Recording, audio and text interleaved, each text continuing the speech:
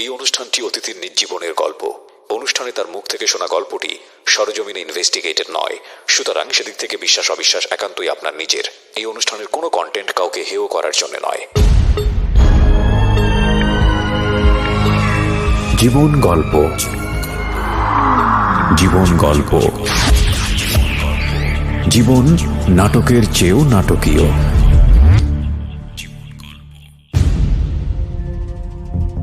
নিয়ন আলোর দিকে তাকিয়ে যুবকটি ভাবল, এই তার শেষ আলো দেখা। একটু পর পুরো দুনিয়া অন্ধকার হয়ে যাবে তার কাছে। পরিচয়হীন মানব হয়ে অজানার উদ্দেশ্যে পাড়ি দেবে সে। তারপর ঝুলে পড়ল মৃত্যুর জন্য। মৃত্যু নাকি অন্য গল্প, চলুন শোনা যাক। জীবন গল্প, জীবন নাটকের চেয়েও নাটকীয়। জীবন গল্প। সময় রাত 11টা। প্রিয় শ্রোতা, আপনাদের সবাইকে আমন্ত্রণ জানাচ্ছি জীবন গল্পে। জীবন গল্পের আরও একটি আনকোরা এপিসোড এই মুহূর্তে আপনাদের সামনে আমি তুলে দেব, এবং যারা আমাকে শুনছেন তাদের সবার প্রতি কৃতজ্ঞতা জানিয়ে শীতের এই রাত, আমি জানি বাংলাদেশের বিভিন্ন জায়গায় এই মুহূর্তে প্রচুর ঠান্ডা রয়েছে, তো এই ঠান্ডাতে যারা কাঁথা মুড়ি দিয়ে লেপ মুড়ি দিয়ে আমাকে শুনছেন এবং যারা আমার সঙ্গে থাকবেন রাত 1টা অবধি বা তারও বেশি কিছু সময়, সবার প্রতি প্রথমেই কৃতজ্ঞতা জানিয়ে শুরু করছি আমাদের এই অনুষ্ঠানটি। কথা আমি বাড়াবো না, প্রথমেই আমার যিনি গেস্ট রয়েছেন তার সঙ্গে পরিচিত হব। আপনার নামটা একটু বলেন। আমার নাম মোহাম্মদ তানভীর শেখ। তানভীর, কোথা থেকে এসেছেন আপনি? আমি আসছি রানীগঞ্জ থেকে। সো তানভীর, আমরা শুরু করতে পারি। একেবারে ছোটবেলা থেকেই শুরু করতে চাই, যেখান থেকে মনে পড়ে। আমি যখন আর কি আপনার পড়ালেখা করি, আমার ক্লাস 8-9 এগুলো খুব ভালোভাবে কেটে যায়। জি। তো এরপর বাবা কি করতেন আপনার? আমার বাবা ব্যবসায়ী। ব্যবসায়ী। ক ভাই বোন ছিলেন আপনারা? আমরা 2 ভাই, আমি এবং আমার ছোট। মানে আপনি হচ্ছেন বড়? ওকে, জি। তো ক্লাস 8-এ? হ্যাঁ। তো ক্লাস 8-9 পড়ার পর আমি পড়ালেখা হঠাৎ ছেড়ে দিই। আমি এমনি ঘোরাঘুরি করি, এটি করি, বিভিন্ন মানে এমনি সময় পাস করতে থাকি। এরপর যখন আর কি আমি এই সাংবাদিকতার দিকে একটা ঝোঁক আসলো আমার, যে আমি এই পেশাটাকে নিজের একটা পেশা বলে করব। তো এরপর আমি একটা অনলাইন নিউজ পোর্টালে জয়েন করি। আচ্ছা। তো এরপর যেরকম আমি আপনার ওখানে অ্যাপ্লাই দিই, একটা মেল করি। মেল করার পর তারা আমাকে কল দেয়। কল দেওয়ার পর একটা চাইল্ড জার্নালিস্টের আইডি কার্ড বানায়। Child journalist. তো সেখান থেকে আমি আপনার সাংবাদিকতার জগতে আমি প্রবেশ করি। তো এরপর আমি বিভিন্ন প্রিন্ট মিডিয়া, তারপর অনলাইন পোর্টাল, এগুলোর সাথে যোগাযোগ করি। আচ্ছা। তো পরে আমি দেখলাম যে এখানে সম্পূর্ণই এটা শিক্ষাগত একটা পেশা, আর এই পেশার ভিতরে লেখাপড়া না করলে এখানে কিছুই করা যাবে না। রাইট। তো পরবর্তীতে আমি আবার স্কুলে ভর্তি হই। বিউটিফুল। হ্যাঁ। স্কুলে ভর্তি হওয়ার পর আমি পরীক্ষা দিই 2012-তে। জেসি সিস্টেম চালু হয়ে যাওয়ার কারণে আমি জেসিতেই প্রবেশ করি। জেসি দেওয়ার পর আমি 2015-তে এসএসসি পাশ করি। জি। এসএসসি পাশ করার পর আমি ডিপ্লোমা ইঞ্জিনিয়ারিংয়ে ভর্তি হই সোনারগাঁ ইউনিভার্সিটির আওতায়, NIT, national institution engineering of টেকনোলজিতে। তো আমার সাবজেক্টটা ছিল শিপ বিল্ডিং। জি। আমি সেখানে পড়ালেখা শুরু করি। তো আমি নিজেকে তখন দেখলাম যে ফিউচার নিয়ে স্বপ্ন দেখলাম যে ইঞ্জিনিয়ার হব। বাসার থেকেও সবাই একটা স্বপ্ন দেখলো। যে ছেলে মাঝখানে পড়ালেখা ছেড়ে দিছিল, সবাই হতাশ ছিল। এখন ছেলে আবার ভালো করে পড়ালেখার দিকে যোগ দিছে, সবাই আমাকে তখন ফ্যামিলি থেকে সাপোর্ট দেওয়া শুরু করলো। আচ্ছা। আমিও নিজে নিজে অনেক স্বপ্ন দেখলাম যে সাংবাদিকতার পাশাপাশি আমি যদি ইঞ্জিনিয়ার হয়েও সাংবাদিকতা করা যাবে। সাংবাদিকতা হচ্ছে সবার জন্য উন্মুক্ত একটা পেশা। জি। পরবর্তীতে আমি ইঞ্জিনিয়ারিংয়ে যাওয়ার পর সেখানে আমি ক্যাম্পাস লাইফে মানে সকল আননোন মানুষজনদের সাথে দেখা সাক্ষাৎ হয়, কথাবার্তা হয়। ক্লাসমেট যারা ছিল ওদের সাথে ভালো একটা আন্ডারস্ট্যান্ডিং হওয়ার পর আমরা ক্যাম্পাসে বসে আড্ডা দিতাম ক্লাসের ফাঁকে, বিভিন্ন জায়গায় একটু ঘুরতে যেতাম।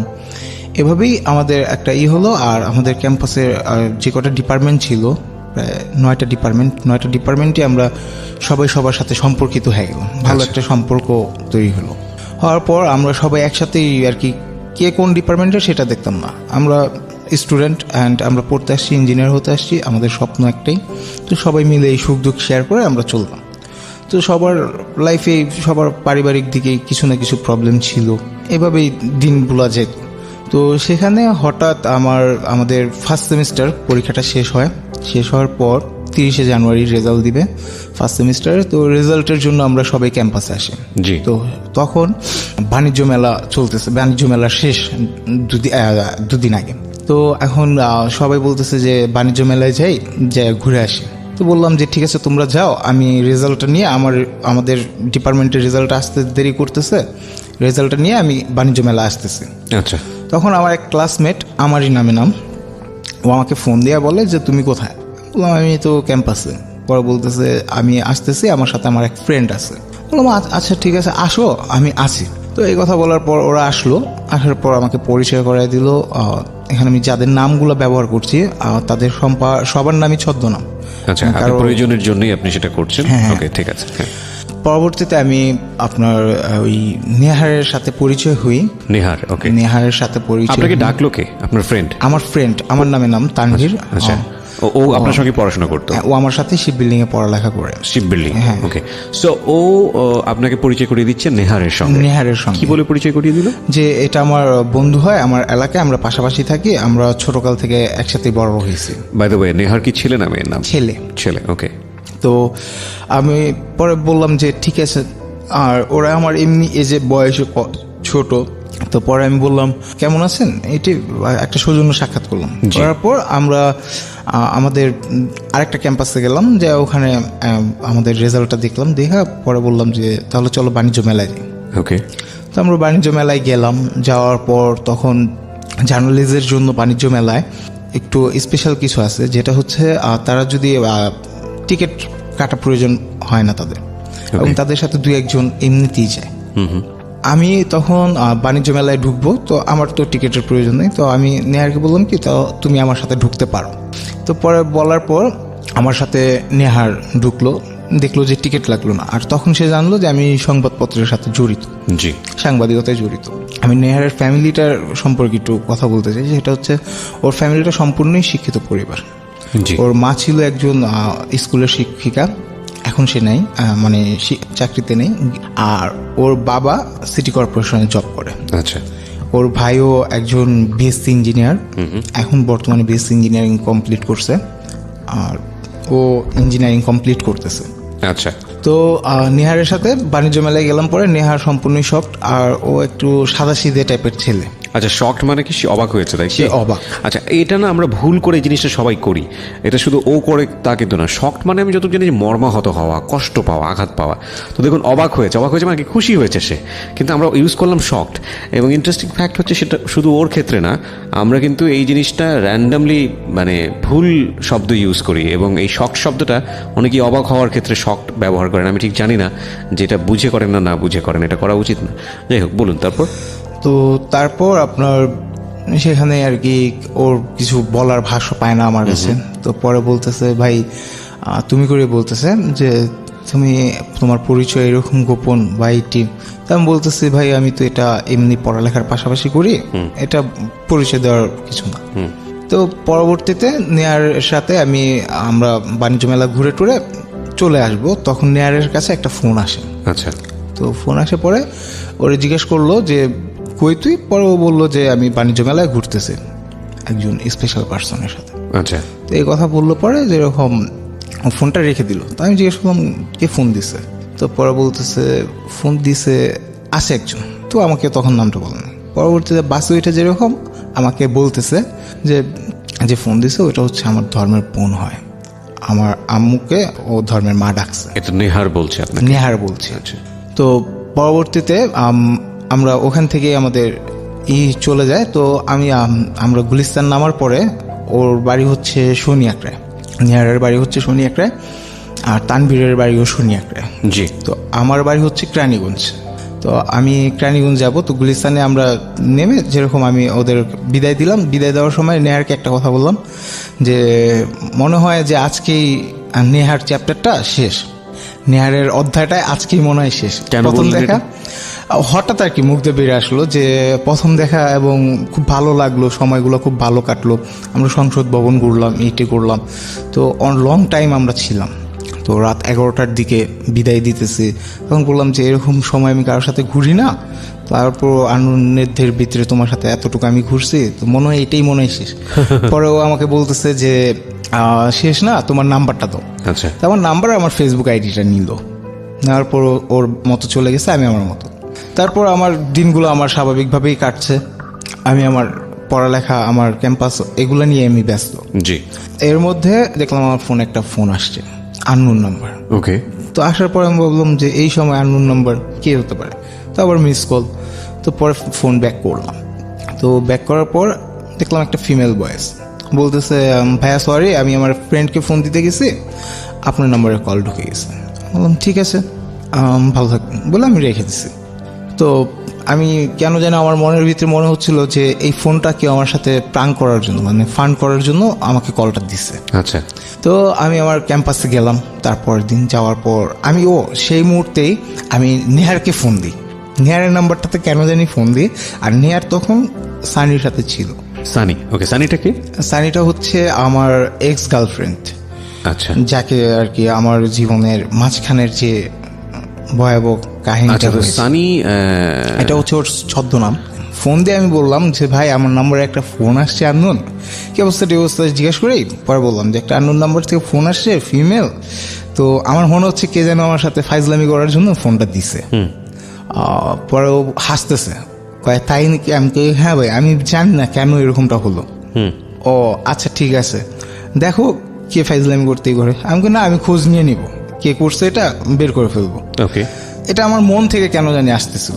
তো এরপর আমি তারপরের দিন ক্যাম্পাসে যাই, যাওয়ার পর আমার যত ফিমেল ফ্রেন্ড ছিল আমি সবাইকে জিজ্ঞেস করি যে এই নাম্বারটা তোদের মধ্যে কার, কারণ সবাই একটা সিম ব্যবহার করে না, দুইটা সিমও ব্যবহার করে। জি, তো এর জন্য জিজ্ঞেস করি, আমার ফ্রেন্ডদের জিজ্ঞেস করি যে তোরা কি তোদের গার্লফ্রেন্ডদের ফাইজলামি করেছিস কিনা। সবাই বলতেছে আমরা এই নাম্বার চিনি না। ওকে, আর আমার ক্যাম্পাসের কারোর ভিতরেই ছিল না। আচ্ছা। তো পরে আমি এটা স্বাভাবিকভাবেই ভুলে যাই। আর ভুলে যাওয়ার পর আমি আমার আবার ক্যাম্পাস লাইফে আমি সুন্দরভাবে করতেছি। তখন আমি ফার্ম গেটে নতুন আবার ম্যাচ নিই, ওকে, কারণ আমাদের স্টাডির জন্য যাতায়াতে সময় অনেক পার হয়ে যায়। এই কারণে যেরকম আমার বাসা থেকে আমার ইসে উঠা লাগে। ওকে, সেখানে আমি আমার ফ্রেন্ডদের সাথে আড্ডা দিতেছি, করতেছি, ভালোই সময় যাচ্ছে।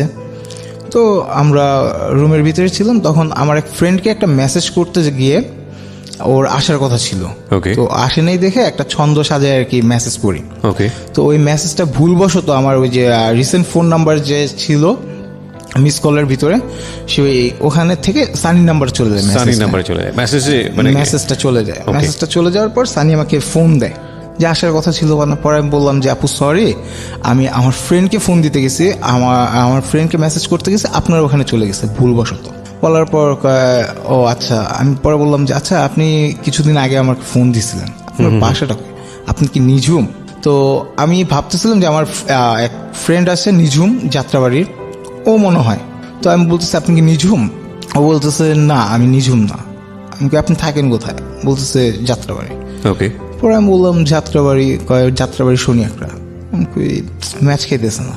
যাই হোক আপু ভালো থাকেন বলে আমি রেখে দিচ্ছি। ওকে, তো আমি আমার ফ্রেন্ডদের নিয়ে ব্যস্ত। তো কিছুদিন পরে নেহা আমার সাথে চ্যাটিং করে ফেসবুকে। চ্যাটিংয়ের পর বলতেছে ভাই তোমাকে মিস করতেছি। আমি বললাম ভাই আমিও মিস করতেছি, সেই দিনের কথাগুলো খুব ভালোই সময় কাটছে। তো কি করা যায়, আসো একদিন ক্যাম্পাসে, আমি তো ফার্ম গেট আছি। তো পরেও বলতেছে তুমি আমার এলাকায় আসো, আমি তো তোমাদের ওখানে ঘুরে আসছি, তুমি আমার এলাকায় আসো। কে বলে এটা? এটা নেহার বলে। নেহার, okay. নেহারের ইনভাইটে আমি যাই শনি একটা। আচ্ছা, যাওয়ার পর সেখানে নেহার আর তানভীর দুজন উপস্থিত ছিল। জি, ওদের সাথে আমি দেখা করি। দেখা করার পর স্বাভাবিকভাবে একটা সৌজন্য সাক্ষাতের পর আড্ডা হয়। আড্ডা হওয়ার পর ওদের এলাকাটা একটু আমি ঘুরি, তারপর আমি আমার মতো আবার চলে আসছি। ওকে, তার কিছুদিন পর মানে 3-4 দিন পর আবার আমার এক ফ্রেন্ড, ওর নাম হচ্ছে আশিক, ওকে নিয়ে আমি যাই শনি একটা নেহারদের সাথে আবার দেখা করতে। এটা আমাদের সেকেন্ড মিট। ওকে, তো দেখা করতে যাই, পরে সেখানে আমরা দেখা সাক্ষাৎ করে আড্ডা টাড্ডা দিয়ে চলে আসবো সন্ধ্যার সময়। তো নেহারের কাছে আবার ফোন আসে আমাদের আড্ডা শেষ পর্যায়ে। তো ফোন আসার পর নেহার বলতেছে, নেহারকে জিজ্ঞেস করছে যে কই তুই? ও বলছে যে আমি শুনি একটা। বলছে পরে সানি বলছে ওকে যে তুই থাক আমি আসতেছি। তো ফোনটা লাউড দেওয়া ছিল নেহারের ফোন প্রবলেম থাকার কারণে, যার কারণে আমরা সবাই শুনতে পারি। তো পরবর্তীতে আমরা ফাইজলামি করতেছিলাম বিভিন্ন বিষয় নিয়ে, টপিক নিয়ে। তো ফাইজলামির মাঝে নেহার যেরকম আমরা জানলাম যে নেহারের কাজিন আসতেছে, মানে ওর ধর্মের বোন মানেই তো কাজিন। জি। তো ওর কাজিন আসতেছে, কাজিনের সাথে ফ্রেন্ডও আসতেছে। তো একটু ফাইজলামি করে সবাই পরিচিত হয়ে আড্ডা টাড্ডা দিয়ে যায়, এভাবেই আর কি একটা কথা হয়। তারপর অনেকক্ষণ দেখলাম টাইম পার হয়ে যাচ্ছে, আসতেছে না সানি। তো এরপর আমি নেহারকে আর কি বলা হলো যে নেহার তোমার বোন কই, তোমার বোন তো আসতেছে না, আমরা চলে যাই। পরে বলতেছে না আসতেছে, দাঁড়াও সব দেখা সাক্ষাৎ করেই যাও। তো এভাবে হলো আমাদের কথা। তো এর মাঝখানে ইন্টারেস্টিং বিষয় হচ্ছে যে ওদের দেরির কারণে ফোন দেওয়া লাগবে ওদের, কারো ফোনে টাকা নেই। আমি ফোনটা বের করে দিই, দেওয়ার পর আমার নামে যে আমার ক্লাসমেটটা তানভীর, ও বলতেছে যে তুমি ফোন বের করে দিলা, নাম্বার নেওয়ার ফোন দি। বলার পর আমি বললাম না থাক ভাই, আমার নাম্বার নিতে হবে না, মোবাইলটা আমি পকেটে রেখে দিই। তা দেওয়ার পরে নেহার বলতেছে আস্তে আস্তে যে নাম্বার কি নিব, নাম্বার ওর কাছে আছে। ওকে, এই কথাটা বলছে পরে আমি যেরকম বলতেছি আমার কাছে আছে, মানে ওই যে আমি তোমার ফোন দিয়ে বলছিলাম মেয়েটার কথা, সে মেয়েটাই তোমার বোন। এই কথাটা বলার পর নেহার বলতেছে ভাই সরি, আমার ভুল হয়ে গেছে, আর এটা আর কি সানি আমার থেকে জোর করে নাম্বারটা তোমার নিচ্ছে। আচ্ছা। তো এই কথা বলার পর আমি কি আচ্ছা ঠিক আছে তাইলে আর যেতেছি না, আসুক আজকে, আসলে পরে বুঝাবো যে ফাইজলামি কারেক্ট বলে। তো এই কথা বলার পর আমরা ওখানে ফাইজলামি করতেছি, আর ওখানে কিছু কথা হয় আমাদের মাঝে এমন যে আমি নেহারকে বলি যে বিয়ে করবা, বোনকে বিয়ে দিবা, একটা বন্ধুর কাছে দিও, কারণ এক বন্ধু আরেক বন্ধুর সম্পর্কে ভালো বলতে পারে, ওর গোপনীয়তা সম্পূর্ণ এক বন্ধু আরেক বন্ধু জানে। তো বন্ধুর থেকে বেটার ছেলে তুমি পাবা না। ওকে। তো এইসব কথা বলার পরে যেরকম নেহার বলতেছে বিভিন্ন এটি চলে গেল আমাদের। তো এই কিছুক্ষণ পরে দেখি যে সানি আসতেছে। তো আসতেছে পরে সানিকে আমি কখন দেখিও নাই। তো আমি নেহারকে বললাম কি ওই দেখো, আমি আঙ্গুল দিয়ে দেখালাম যে ওই দেখো যে তোমার বোন আয়শা পড়ছে। ও আমার বলতেছে তুমি চিনলা কেন? সেটা তো আমাদেরও প্রশ্ন যে আপনি তো এর আগে কখনো সানিকে আপনি দেখিনি, রাইট, আপনি চিনলেন কিভাবে? এই প্রশ্নের উত্তর আমরা খুঁজবো ছোট্ট একটা বিরতির পর। মাত্র 2 মিনিটের একটা বিরতি নিচ্ছি প্রিয় শ্রোতা। আজকের এই জীবন গল্পটা অনেক শিক্ষণীয় একটা গল্প। যারা জীবন গল্প বলার জন্য এখানে আসতে চান প্লিজ আমাদেরকে ফোন করবেন। এমনও হতে পারে একটা জীবন গল্প পুরো দেশ জাতির টনক নড়িয়ে দেবে। এরকম গল্প আমি আমার নিজের জীবনের রেডিও এক্সপিরিয়েন্সে পেয়েছি। তো সেই অর্থে আপনি যদি মনে করেন যে না আপনার গল্পটি প্রচারযোগ্য এবং আপনার এই গল্পটি সমাজকে সে অর্থে অনেক বড় একটি ধাক্কা দেবার জন্য, একই সাথে মানুষের তার নিজের জীবনে চলার পথে আপনার এই গল্পটি অনেক বেশি সহায়ক হতে পারে, so please come to me. আমাদেরকে ফোন করবেন। ফোন নম্বরটি হচ্ছে 09611904 আমি আবারও বলছি 09611904 ফোনটি রেকর্ড করা হয়। ফোন থেকে নির্দেশনা অনুসারে আপনি আপনার কথাগুলো এখানে রেকর্ড করবেন। ওকে, ফিরে আসছি একটু পর। জীবন গল্প। জীবন নাটকের চেয়েও নাটকীয়। জীবন গল্প।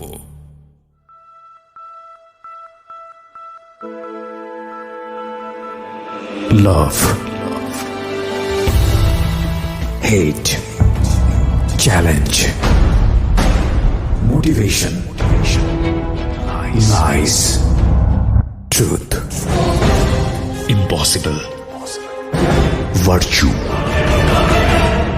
morality, something beyond entertainment. Welcome to my stage of reality. Stay tuned. Sunday and Wednesday with me RJ Kibriya, only on Dhaka FM 90.4. জীবন গল্প। জীবন নাটকের চেয়েও নাটকীয়। জীবন গল্প। আরও একবার আমন্ত্রণ, আপনারা শুনছেন জীবন গল্প ঢাকা FM 90.4-এ। RJ কিবরিয়া আপনার সঙ্গে রয়েছি। আমরা কথা না বাড়িয়ে আমাদের যিনি গেস্ট আছেন তার কাছে আবারও ফিরছি। তো আমাদেরও প্রশ্ন হচ্ছে, হ্যাঁ আপনি সানিকে চিনলেন কিভাবে? তো আমি সানিকে কখন দেখি নাই, কখনো ওর সম্পর্কে জানতাম না। তো হঠাৎ কেন জানি ফিল হলো। বাই দ্য ওয়ে সানিটা কিন্তু এখানে একটা মেয়ে, আমি যদি ভুল না করে থাকি, রাইট? কারণ সানি অনেক ছেলের নামও আছে, সে কারণেই বলছি। নেহার ছেলে, নেহার এবং সানি হচ্ছে বন্ধু বান্ধবী, বন্ধু-বান্ধবী, হ্যাঁ। কিন্তু সানির সঙ্গে আপনার এই মিস কল বা এরকম এইসবের মধ্য দিয়ে পরিচয় ঘটছে। পরিচয় আর কি, একটা পরিচিতি ঘটছে। তো এরপর আমি সানিকে দেখালাম, পরে সবাই অবাক যে সানিকে আমি কিভাবে চিনলাম, বা এই সানিকে আমি তো কখনো দেখি নাই। আমি বললাম যে ভাই আমার একটা ফিল আসলো, মনে হলো যে এটাই সানি। তো আমি এই কারণে বললাম, আচ্ছা, আন্দাজে ঢিল দিয়েছেন আর ডিলটা কাজে পড়ে গেছে আর কি, হ্যাঁ। তো পরবর্তীতে আপনার সানি আসলো, সানির সাথে দুইটা ফ্রেন্ড নিয়ে আসছে। একটা ওর বড় বোন হয়, মানে পাড়ার প্রতিবেশী বড় বোন। সেই বোনটার নাম হচ্ছে সীমাপু, আর ওর ফ্রেন্ড ছিল প্রিয়াঙ্কা। ওকে। ওরা দুজন পাশে ছিল। তো সানি হাসতেছিল, কারণ ও লজ্জা ফিল করতেছিল আমাকে দেখে, যে ফোনে তো ফান করছে। তো ও জানতো না যে আমি জেনে গেছি অলরেডি। ওকে। তো আমি কি করি, ওখানে খাড়ায় খাড়াই ওরে ফোন দিই। তোর ফোনটা ও সাইলেন্ট করে রাখে। তো ফোনটা সাইলেন্ট থাকার কারণে রিংটোন বাজে না। ও বুঝতে পারে যে আমি ফোন দিছি ওরে। তো ওখান থেকে তাড়াহুড়া করে মার্কেটে চলে যায়। ওকে। মার্কেটে চলে যায়। তো আমরাও চলে যাব। তো সেখানে আমাদের সাথে ওই তানবীর যে ছিল, সে চলে গেল, ওর বাসায় তাড়াতাড়ি যেতে হবে। জি। তো আশিক আর আমি দুইজন মিলেই ফাইজলামি করতেছি। আশিক আপনার ফ্রেন্ড? আশিক আমার ফ্রেন্ড। তো আমরা দুজন মিলেই ফাইজলামি করতেছি। আমাদের সাথে তখন নেহার ছিল, আচ্ছা, আর সানি ওরা মার্কেটে। তো পরে আমি নেহারকে বলতেছি যে সানি নেহারকে আবার ফোন দিছে। ফোন দিয়ে বলতেছে যে তুই যাইস না, আমাদের নিয়ে যা। ওকে। তো নেহার বলতেছে যে আমি তোদের সাথেই করতে পারবো না, আমি ওদের নিয়ে ব্যস্ত আছি। পরে আমি বললাম যে ভাই দেখো, তোমার বোন মেয়ে মানুষ, আর সন্ধ্যার পরে আসছে মার্কেটে, একা ছাইরো না, ওরে সাথে করে নিয়ে যাও। Okay. তো এই কথা বলার পরে আমি বললাম যে চলো তোমার আগে দিই। আমরা মার্কেট পর্যন্ত গেলাম। যাওয়ার পর মার্কেটের বাইরে আমি আর আশিক দুজন ফাইজলামি করতে করতে চলে আসবো। ওই মুহূর্তে সানি ওরাও বের হয়ে আসলো। Okay. নেহার যায় বের করে নিয়ে আসলো। আসার পর বললো যে ভাইয়া ভালো থাকবেন আপনারা, আমরা একটু ফ্রেন্ডের বাসায় যাচ্ছি, এক ফ্রেন্ডের বার্থডে। জি। এই কথা বললো, গিফট কিনতে আসছিলাম। তো পরে আমরা বললাম হ্যাঁ ভালো থাকবেন আপনারা, মন চাইলে আমাদের ওখানে যান। জি। তো ইনভাইট দিয়ে আমরা চলে যাই। তো যাওয়ার পর আমি বাসে উঠে সানিকে আবার ফোন দিই। ফোন দেওয়ার পর সানি তখন ফোনটা রিসিভ করে বলতেছে ভাইয়া সরি, আমি বুঝতে পারি নাই, আমি আপনার সাথে এমনি ফাইজলামি করতে গেছিলাম। ওকে। তো আমি বললাম যে ইটস ওকে, সমস্যা নাই, এমনি আপনার সাথে কথা বলে ভালো লাগলো। তো এই কথা বলার পর তখন সানি সম্পর্কে আমি কিছুই জানতাম না। তো এই কথা বলার পর সানি বলল যে হ্যাঁ আপনি চাইলে মাঝে মাঝে ফোন দিতে পারেন। ওকে। আমি বললাম যে ঠিক আছে। পরে রেখে দিলাম। তো রেখে দেওয়ার পর আমি ওর একটা টেক্সট করলাম যে রাত 9টার পরে কি ফোন দিতে পারবো। ও আমাকে মেসেজ করলো যে হ্যাঁ অবশ্যই, অফকোর্স বলে একটা মেসেজ করলো। তো পরে আমি 9টার পর সেদিন আবার আমার এক ফ্রেন্ডের হলুদ ছিল। জি। আমি সে হলুদে যাই। যাওয়ার পর হলুদটা বোরিং লাগতেছিল। তো পরে সানিকে আমি ফোন দিই। Okay. 9টার পর ফোন দেওয়ার পর সানি ধরার পর আমরা ইন্ট্রোডাকশন হই। ইন্ট্রোডাক্ট হওয়ার পর নিজেদের ফ্যামিলি সম্পর্কে দুজনের বলি। বলার পর আস্তে আস্তে আমাদের কথা আগাতে থাকে। মানে সানিকে আপনি আপনার ফ্যামিলি সম্পর্কে বললেন, ওর ফ্যামিলি, যেটা হয় আর কি প্রথম দিকে বাতচিত হলে, হ্যাঁ। হ্যাঁ, আননোন পার্সনের সাথে, রাইট। তো এরপর আমরা একটা পরিচিতিতে চলে গেলাম। তো আমাদের ফার্স্ট উইক, মানে আমরা এক সপ্তাহ যে কথা বলছি, এক সপ্তাহ আমরা 5000 মিনিট কথা বলছি। 5000 মিনিট। সেখান থেকে ফোনে আর কি বলি যে আমরা কিন্তু আজকে 5000 মিনিট কথা বলে ফেললাম। তো এই কথা বলার পর কয় আপনি এটা হিসাব রাখছেন। বললাম মিনিট কাট কিনি তো, সেই হিসাবে হিসাব রাখা আছে। আমি এক পর্যায়ে কিন্তু আমার ক্যাম্পাস থেকে আমি সম্পূর্ণ ওর জগতে চলে যাচ্ছি। ওকে। এখানে ওর জগতে চলে যাচ্ছেন বলতে?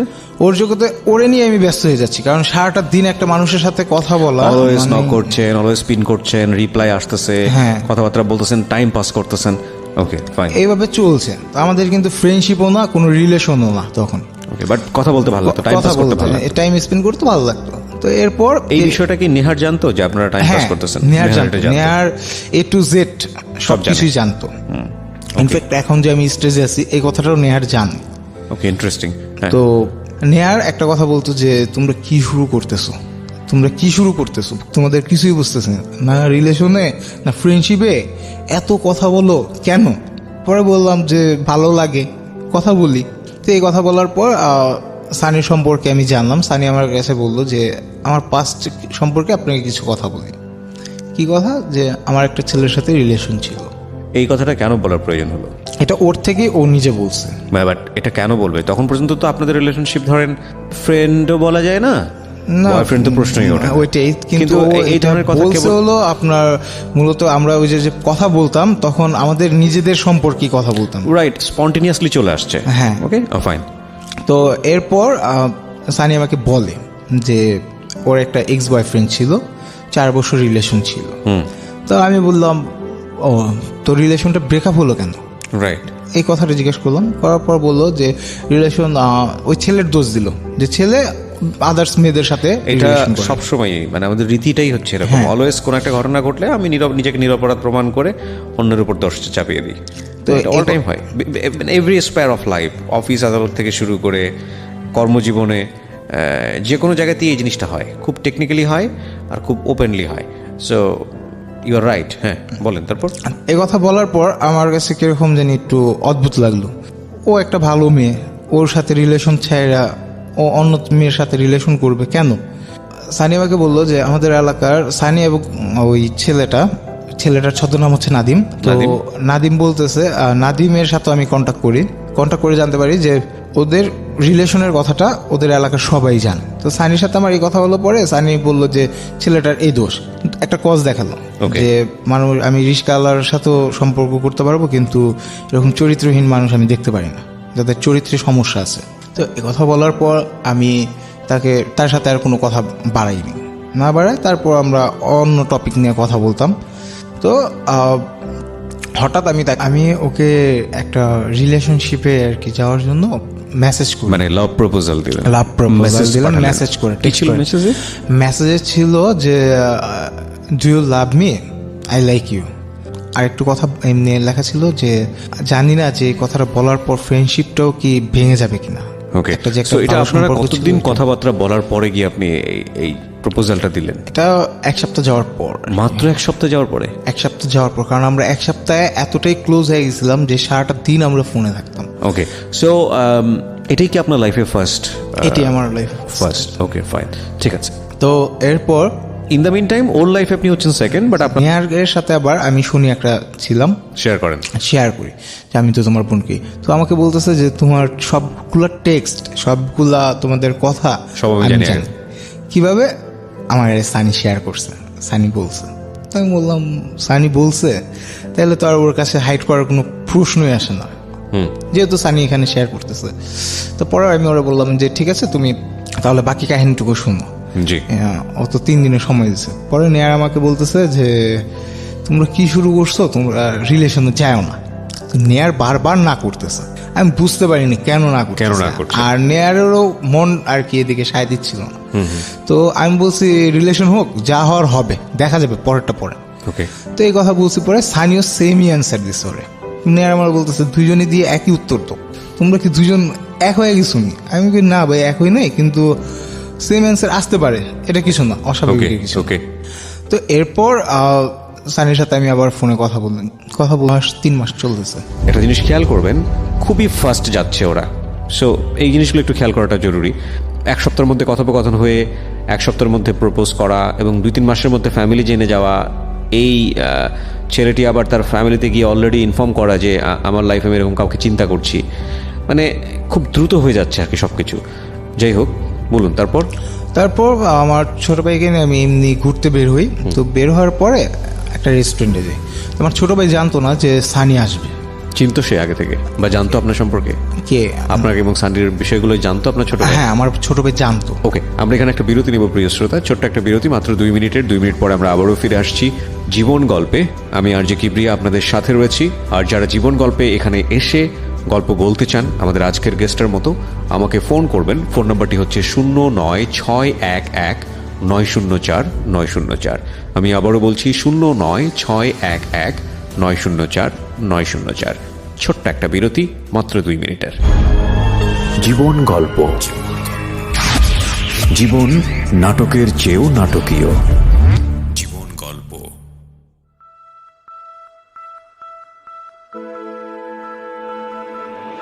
লাভ, hate, challenge, motivation,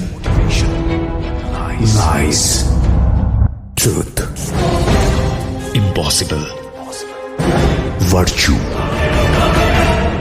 morality, something beyond entertainment. Welcome to my stage of reality. Stay tuned. Sunday and Wednesday with me RJ Kibriya, only on Dhaka FM 90.4. জীবন গল্প,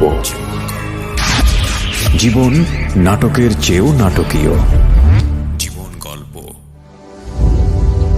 আমন্ত্রণ জানাচ্ছি প্রিয় শ্রোতা, আরও একবার আপনারা শুনছেন জীবন গল্প RJ কিবরিয়ার সাথে ঢাকা FM 90.4 এর সারা দেশব্যাপী জীবন গল্পের আজকের এই এপিসোডে আমাদের যিনি গেস্ট তিনি হচ্ছেন তানভীর শেখ, এবং এই তানভীর শেখের জীবনের যে ভয়াবহতম দুর্ঘটনা এবং সেটা আসলে কিসের জন্য সেই দিকে আমরা আগাচ্ছিলাম।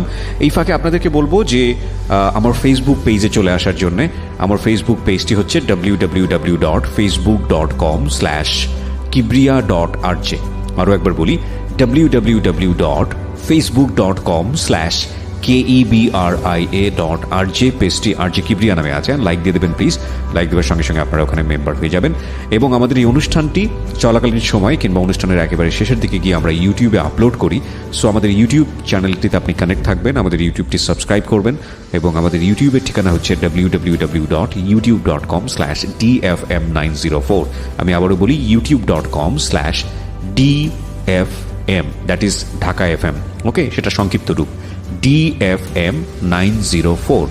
যাওয়ার পরে আপনি চ্যানেলের সাবস্ক্রাইব বাটনে ক্লিক করবেন, তাহলে আপনার সাবস্ক্রাইব করা হয়ে যাবে এবং নোটিফিকেশনটা অন রাখবেন। সেক্ষেত্রে আমরা নতুন কোনো পর্ব ওখানে দিয়ে দেওয়া মাত্রই আপনার মোবাইলে আপনি নোটিফিকেশন পাবেন।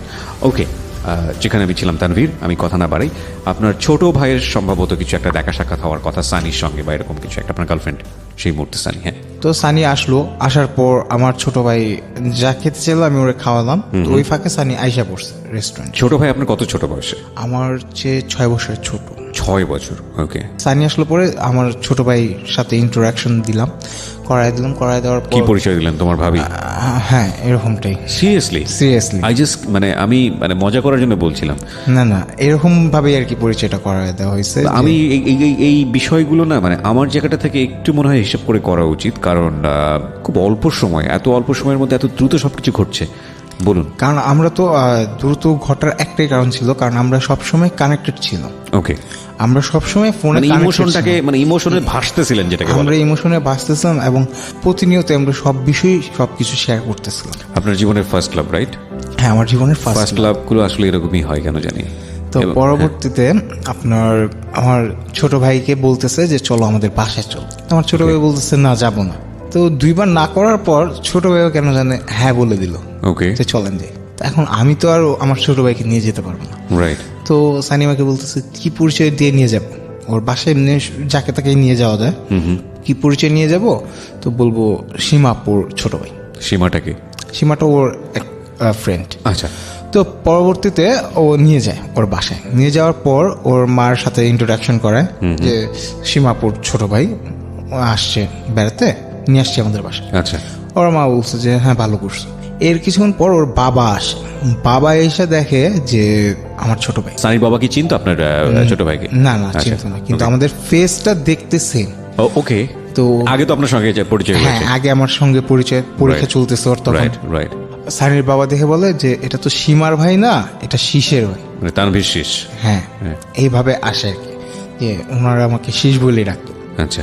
তো এই কথা বললো পরে সানি এবং আমার ভাই দুজনই কট। তারপর তারা কি করলো, আমার ছোট ভাইকে যা জিজ্ঞেস করছে সব সত্য কথা বলছে, যে তোমাদের বাসা কই, আমাদের বাসা ওখানে, তোমাদের বাসা কতটুকু, কি আসে বিষয় ইন ডিটেলস সব বলে দিচ্ছে। বলে দেওয়ার পর এখানে যদি আমি একটু জিজ্ঞেস করি আপনার ফ্যামিলি সম্পর্কে, আপনার ফ্যামিলি স্ট্যাটাস সম্পর্কে। আপনার বাবা বিজনেসম্যান? হ্যাঁ, আমার বাবা বিজনেসম্যান। আপনাদের আর্থিক সঙ্গতি বা আর্থিক স্বাবলম্বী ব্যাপারগুলো কেমন? আমাদের আর্থিকটা আল্লাহর রহমতে মোটামুটি খুব ভালো একটা পজিশনে আছে। আমার বাবার ব্যবসা বাণিজ্য, প্লাস আমাদের বাসা বাড়ি, জায়গা জমি। এটা কি সব ঢাকা শহরে? ঢাকা শহরে, এবং আমার গ্রামের বাড়ি হচ্ছে বিক্রমপুর।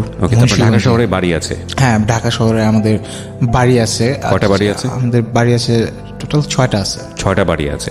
আচ্ছা, এই বিষয়গুলো আপনার ভাই ওখানে গিয়ে শেয়ার করছিল যে কোথায় কি আছে না আছে আমাদের হ্যাঁ, in এই detail একটা মোটামুটি। বিষয়গুলো আর কি বাড়ি কটা আছে বা কি আসে বিষয় এইসব আর কি টোটাল শেয়ার করে না, কিন্তু এমনি জিজ্ঞাসা করছিল যে তোমার বাবার ইনকাম কিরকম, বৈশ্বিক এই অবস্থা কি- বুঝিয়ে হ্যাঁ। দিয়েছে আর কি। ওকে, আমার এই প্রশ্নগুলো করার পেছনে কারণ আছে। কারণটা হচ্ছে অভিভাবকরা যখন এই ধরনের কোনো সম্পর্কের আওয়াজ পায় তখন তারা বিভিন্ন কিছু জিজ্ঞেস করে, সেখানে বৈষয়িক বিষয়টা অনেক ইম্পর্টেন্ট। হ্যাঁ, সো আমাদের লিসনারের এটা জানা থাকলে তাহলে গল্প বুঝতে অনেক সহজ হবে। ওকে, বলেন তারপর। তারপর আমার ছোট ভাইয়ের সাথে এইসব কথা বলার পর ওরা চলে আসে, শুনে আসার পর আমি জিজ্ঞেস করলাম কি অবস্থা, তো আমার ভাই বলতেছে ধরা খেয়ে গেছে। আমি কি ধরা খেয়ে গেছে মানে, কই বলতেছে যে চিনে ফেলছে আমার, যে আমি তোমার ভাই। সে বলতেছে চেহারা বলে সেম আর পরিচয় দেয় আরেকজনের। তো ওনার খুব রেসপেক্ট করছে। আচ্ছা, তো ও চলে আসে, আসার পর এটা আমার আব্বু পর্যন্ত যায়। আব্বু আপনার পর্যন্ত, বাবা পর্যন্ত চলে হ্যাঁ। গেল? কিভাবে গেল? এই ঘটনাটা গেল এইভাবে যে সানি আমাকে বলতেছে ফোনে যে আমার বাসার থেকে বিয়ে দিয়ে দিবে, এই জিনিসটা আর কি বলতেছে। আচ্ছা, তো আমি বলতেছি বিয়ে দিয়ে দিবে, কয় হ্যাঁ ছেলে পক্ষ দেখতে আসে। তো এটাও আমাকে রেগুলার বলতেছে। তো ওই আমার ছোট ভাই যাওয়াতে যেরকম সানির বাবা একটা পরীক্ষা গ্যাপ যায়, একটা পরীক্ষার সময় আমি যাই না, তারপরে যখন যাই, যাওয়ার পর সানির বাবা আমাকে আর কি বলতেছে নিয়ারের আম্মুকে এবং আমাকে যে ভাবি আপনি থাইকেন আর শেষ তোমার সাথে আমার কিছু কথা আছে। আচ্ছা, এই কথা বলছে পরে আমি বললাম যে ঠিক আছে আঙ্কেল। পরবর্তীতে আমাকে বলতেছে যে দেখো এটা কিন্তু বুঝার বয়স হয়েছে। এটা ওর বাবা বলছে? ওর বাবা আমাকে ডাইরেক্ট বলতেছে। আচ্ছা, তো যতদূর যে আগেইছো এখানে স্টপ। তো আমি তাকে কিছুই বলি না, আমি চুপচাপ তার থেকে কথাগুলো শুনলাম। শোনার পর কিছুই বলি না। তখন আমার চোখটা লাল হয়ে রয়েছিল, পানি অটোমেটিক ঝরতেছে। আমার বাবাকে আর কি সানির বাবা বলে যে একদিন আসেন, এসে মেয়েটা দেখে যান। আচ্ছা, আচ্ছা, এই কথা বলার পর আমার বাবা বলে যে হ্যাঁ কবে আসবো বলেন, আমাদেরও ইচ্ছা আছে দেখার। তারা একটা ডেট দেয়, শুক্রবার দেখে। সেই ডেট অনুযায়ী আমার বাবা, আমার ছোট চাচা আর মেজো চাচা, এই 3 জন আর আমার ছোট ভাই, এই মোট 4 জন যায় সানিদের বাসায়। মিষ্টি টেস্টি নিয়ে যায়। সেদিন সানিকেও মানে পাত্রপক্ষ দেখতে আসছে, এরকম ওইভাবেই সাজায়। তো আমার ফ্যামিলির যারা গেছে তারা দেখলো, দেখার পর তাদের তো আর কোনো কমেন্টস নাই, না বলার কোনো কমেন্টস নাই, কারণ পছন্দ আমার। আর তারা তো বলছে যে আমার পছন্দের উপরেই তাদের রাইট। সানিকে দেখে তারা 3000 টাকা দিল, প্রথম দেখায় 3000 টাকা দিল, দিয়ে বলল যে মেয়ে আমরা দেখছি, মেয়ে আমাদের পছন্দ হয়েছে, আলহামদুলিল্লাহ। তো এই কথা বলার পর সানির বাবাও খুশি, আমার ফ্যামিলিও খুশি যে একটা সম্পর্কে আবদ্ধ হবে। তো আমি সেদিন শুনি একটাতেই ছিলাম, তারা ছিল ভিতরে, আমি ছিলাম বাহিরে। আমি নিহারকে নিয়ে ঘুরতেছি ওদের এলাকাটাই ঘুরতেছি। তো আমার বাবা চলে গেল, চাচারা সবাই চলে গেল। চলে যাওয়ার পর আমাকে সানি ফোন দেওয়া বললো যে আপনি আমাদের বাসায় আসেন। আচ্ছা, বললাম আমি আসবো কেন, আমি শাড়ি পরছি প্রথমবার, দেখে যান এসে। ওই দেখে যাব এই মুহূর্তে? হ্যাঁ আসেন, আসতে বলছি আসেন, এত কথা বললাম না। এই কথা বলার পর যেরকম আমার ছোট ভাই আমার সাথে থেকে যায়, তো আমার ছোট ভাইয়ের নিয়ে আমি গেলাম আবার ওদের বাসায়। যাওয়ার পর ওর চাচা, ফুপ্পু এরা ছিল, ওর মামা, সবার সাথে আমি পরিচিত হই, কথাবার্তা আর কি তারা দেখে। দেখার পর তখনই আর কি একটা ঘটনা হয়, যেটা হলো সানির বাবা রাজি, সানির ফুপ্পু রাজি না। এটা কি আপনাদের সামনাসামনি কথা বলে? হ্যাঁ, এগুলো আমার সম্পূর্ণই আমার সামনাসামনি এগুলো ওরা কথা মানে বলতো। কিভাবে রাজি না এটা এক্সপ্রেস হলো? ঘটনাটা কি ঘটলো আসলে? ঘটনাটা ঘটলো এমন যে আমি ওখানে যাওয়ার পর তারা দেখার পর ওর মেজো চাচা উঠে চলে যায়। ছোট চাচা যাওয়ার সময় একটা কথা বলে যায় যে এইসব আর কি একটা খারাপ কথাই বলে সে চলে যায়। আপনাকে নিয়ে? আমাকে নিয়ে না আর কি। এই ঘটনাটা ওর বড় বোন জামাই রাজি না, ওর বড় বোন জামাই প্রবলেম করতেছে। তখন আমি ওরা বললাম যে তোমার আমার ঘটনা, তোমার আমার ফ্যামিলি, মানে আমাদের ফ্যামিলি বলতে আমাদের বাবা, 2 জন বাবা, তারা উভয় পক্ষ রাজি, অভিভাবক সেখানে রাজি, আরো অন্য বিষয়? আমি তুমি রাজি। Right. সেখানে তো বড় দুলাভাইয়ের প্রবলেম করার কোনো কথা না। বড় দুলাভাই কি চায় আমি তাই ওকে ওপেনলি বলছি, বড় দুলাভাই কি তোমাকেও বিয়ে করতে চায় নাকি? এভাবে আমি কথা বলছি যে তার প্রয়োজন কি এখানে এই বাধা দেওয়ার বাইটে। তো সে বলতেছে যে বড় দুলাভাই চায় না, বড় আপু চায় না, এটুকুই। তো ওর মেজ বোন একবার হ্যাঁ একবার না, একবার হ্যাঁ একবার না, এরকম ওদের ভিতরে ডিসিশন চলতেছে, একবার হ্যাঁ একবার না। ওর নানা বাড়ির ভিতরে ওর মামা মামি এরা সবাই, যতটুকু আমি শুনছি ওর থেকেই, যে সহমত। নানা বাড়ি নিয়ে কোনো প্রবলেম নেই, যা প্রবলেম সব দাদা বাড়ি মানে ফুপুদের নিয়ে প্রবলেম। তো পরবর্তীতে আপনার আমাকে একটা প্রেশারে আসলো, প্রতিনিয়তই আমি ফোনে কথা বলার পর আমারও একটা প্রেশার দিতেছে, ব্রেকআপের প্রেশার দিচ্ছে। ব্রেকআপের প্রেশার দিচ্ছে ফর Any- মানে রিজনটা কি? নো রিজন, কোনো কারণ নেই। আমি কনফিউজ হয়ে যাচ্ছি। আমার মনে হয় যে কিছু কোশ্চেন আপনাকে আমার করা উচিত, তবে সেটা আমি ছোট্ট একটা বিরতির পরে করব। রাত 12টার সময় ফিরছি প্রিয় শ্রোতা, আমার সঙ্গেই থাকবেন আশা করছি। আপনারা শুনছেন জীবন গল্প ঢাকা FM 90.4-এ। আমি RJ কিবরিয়া আপনার সঙ্গে রয়েছি। আমাদের এখানে জীবন গল্প বলার জন্য এসছে তানভীর শেখ, এবং ওকে দেখার জন্য আপনারা আসতে পারেন ঢাকা FM এর পেজটিতে। ঢাকা FM এর পেজটি হচ্ছে www.facebook.com/ilovedhakafm। এই পেজে গিয়ে অবশ্যই লাইকটা দিয়ে দেবেন। আর তার সঙ্গে কন্ট্যাক্ট করতে চাইলে চলে আসতে পারেন আমার পেজটিতে। আমার পেজের ঠিকানা হচ্ছে www.facebook.com/kibria.rj, KEBRIA.RJ। পেজটি RJ কিবরিয়া নামে আছে। প্লিজ লাইক দিতে ভুল করবেন না। ফিরে আসছি ঠিক রাত 12টায় ছোট্ট একটা বিরতির পর। জীবন গল্প, জীবন নাটকের চেয়েও নাটকীয়। জীবন গল্প।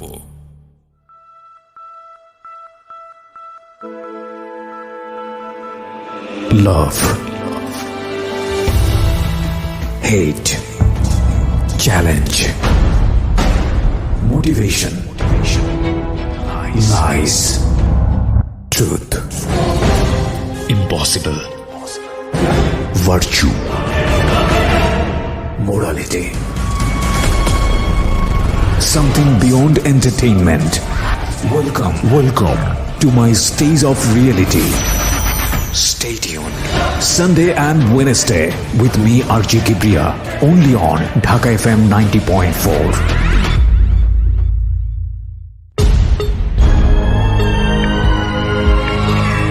জীবন গল্প, জীবন গল্প, জীবন নাটকের চেয়েও নাটকীয়। সময় রাত 12টা। আরও একবার স্বাগত ঢাকা FM 90.4-এ। জীবন গল্প শুনছেন আপনি RJ কিবরিয়ার সাথে। আমার গেস্ট হচ্ছেন তানভীর শেখ। আমি তার কাছে আবারও ফিরছি। সে ব্রেকআপ করার জন্য কথা বলল এত দূর এগোনোর পর, এবং আপনি যেটা বলছেন কোনো কারণ ছাড়াই। এটা আমি কিভাবে বিশ্বাস করি? কোনো কারণ ছাড়া বলতে কোনো কারণ কারণটা কি কিছু শুধু দেখাচ্ছিল না? কারণ এতটুকু দেখাচ্ছিল যে ওর বড় বোন রাজি না, ফুপুরা রাজি না। তো এই কথা বলতেছিল, তখন ও যখন ফোনে কথা বলে তখন ওর ফুপুর বাসায় ছিল। আচ্ছা, তো আমার রাগ এতই উঠলো যে আমি নিজেকে কন্ট্রোল করতে পারলাম না। আমি বললাম আমি আসতেছি তোমার ফুপুর বাড়িতে। তখন ওর ফুফাতো বোন স্বর্ণলতা ওকে, আমাকে বলতেছে যে ভাইয়া আপনি যেতেন না, কারণ এখানে ও তো কিছু করার নাই, তো পরিস্থিতি শিকার। আম্মু খালামুনিয়ারা রাজি না, তারপর আপু রাজি না, এই কথা বলতেছে আমারে। আমি বলতেছি যে ওরে দাও।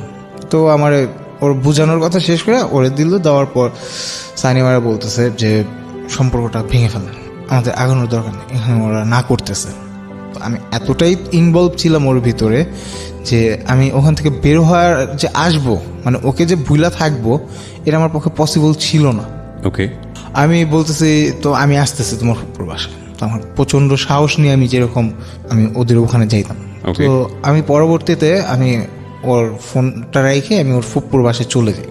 তো যাওয়ার পথে ওর ফুফাতো বোনের বয়ফ্রেন্ড এক্স বয়ফ্রেন্ডের সাথে আমার দেখা হয়। পরে ওর ফুফাতো বোনের বয়ফ্রেন্ড আমার বলতেছে কই যাও?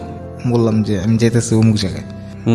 কি হয়েছে? আমি কি যে সম্পর্ক ভাঙা ফেললাম, এটা করেন সেটা করেন, এগুলা কিরকম শুরু করছে, ওর এই ঝামেলাই শেষ করে দাও।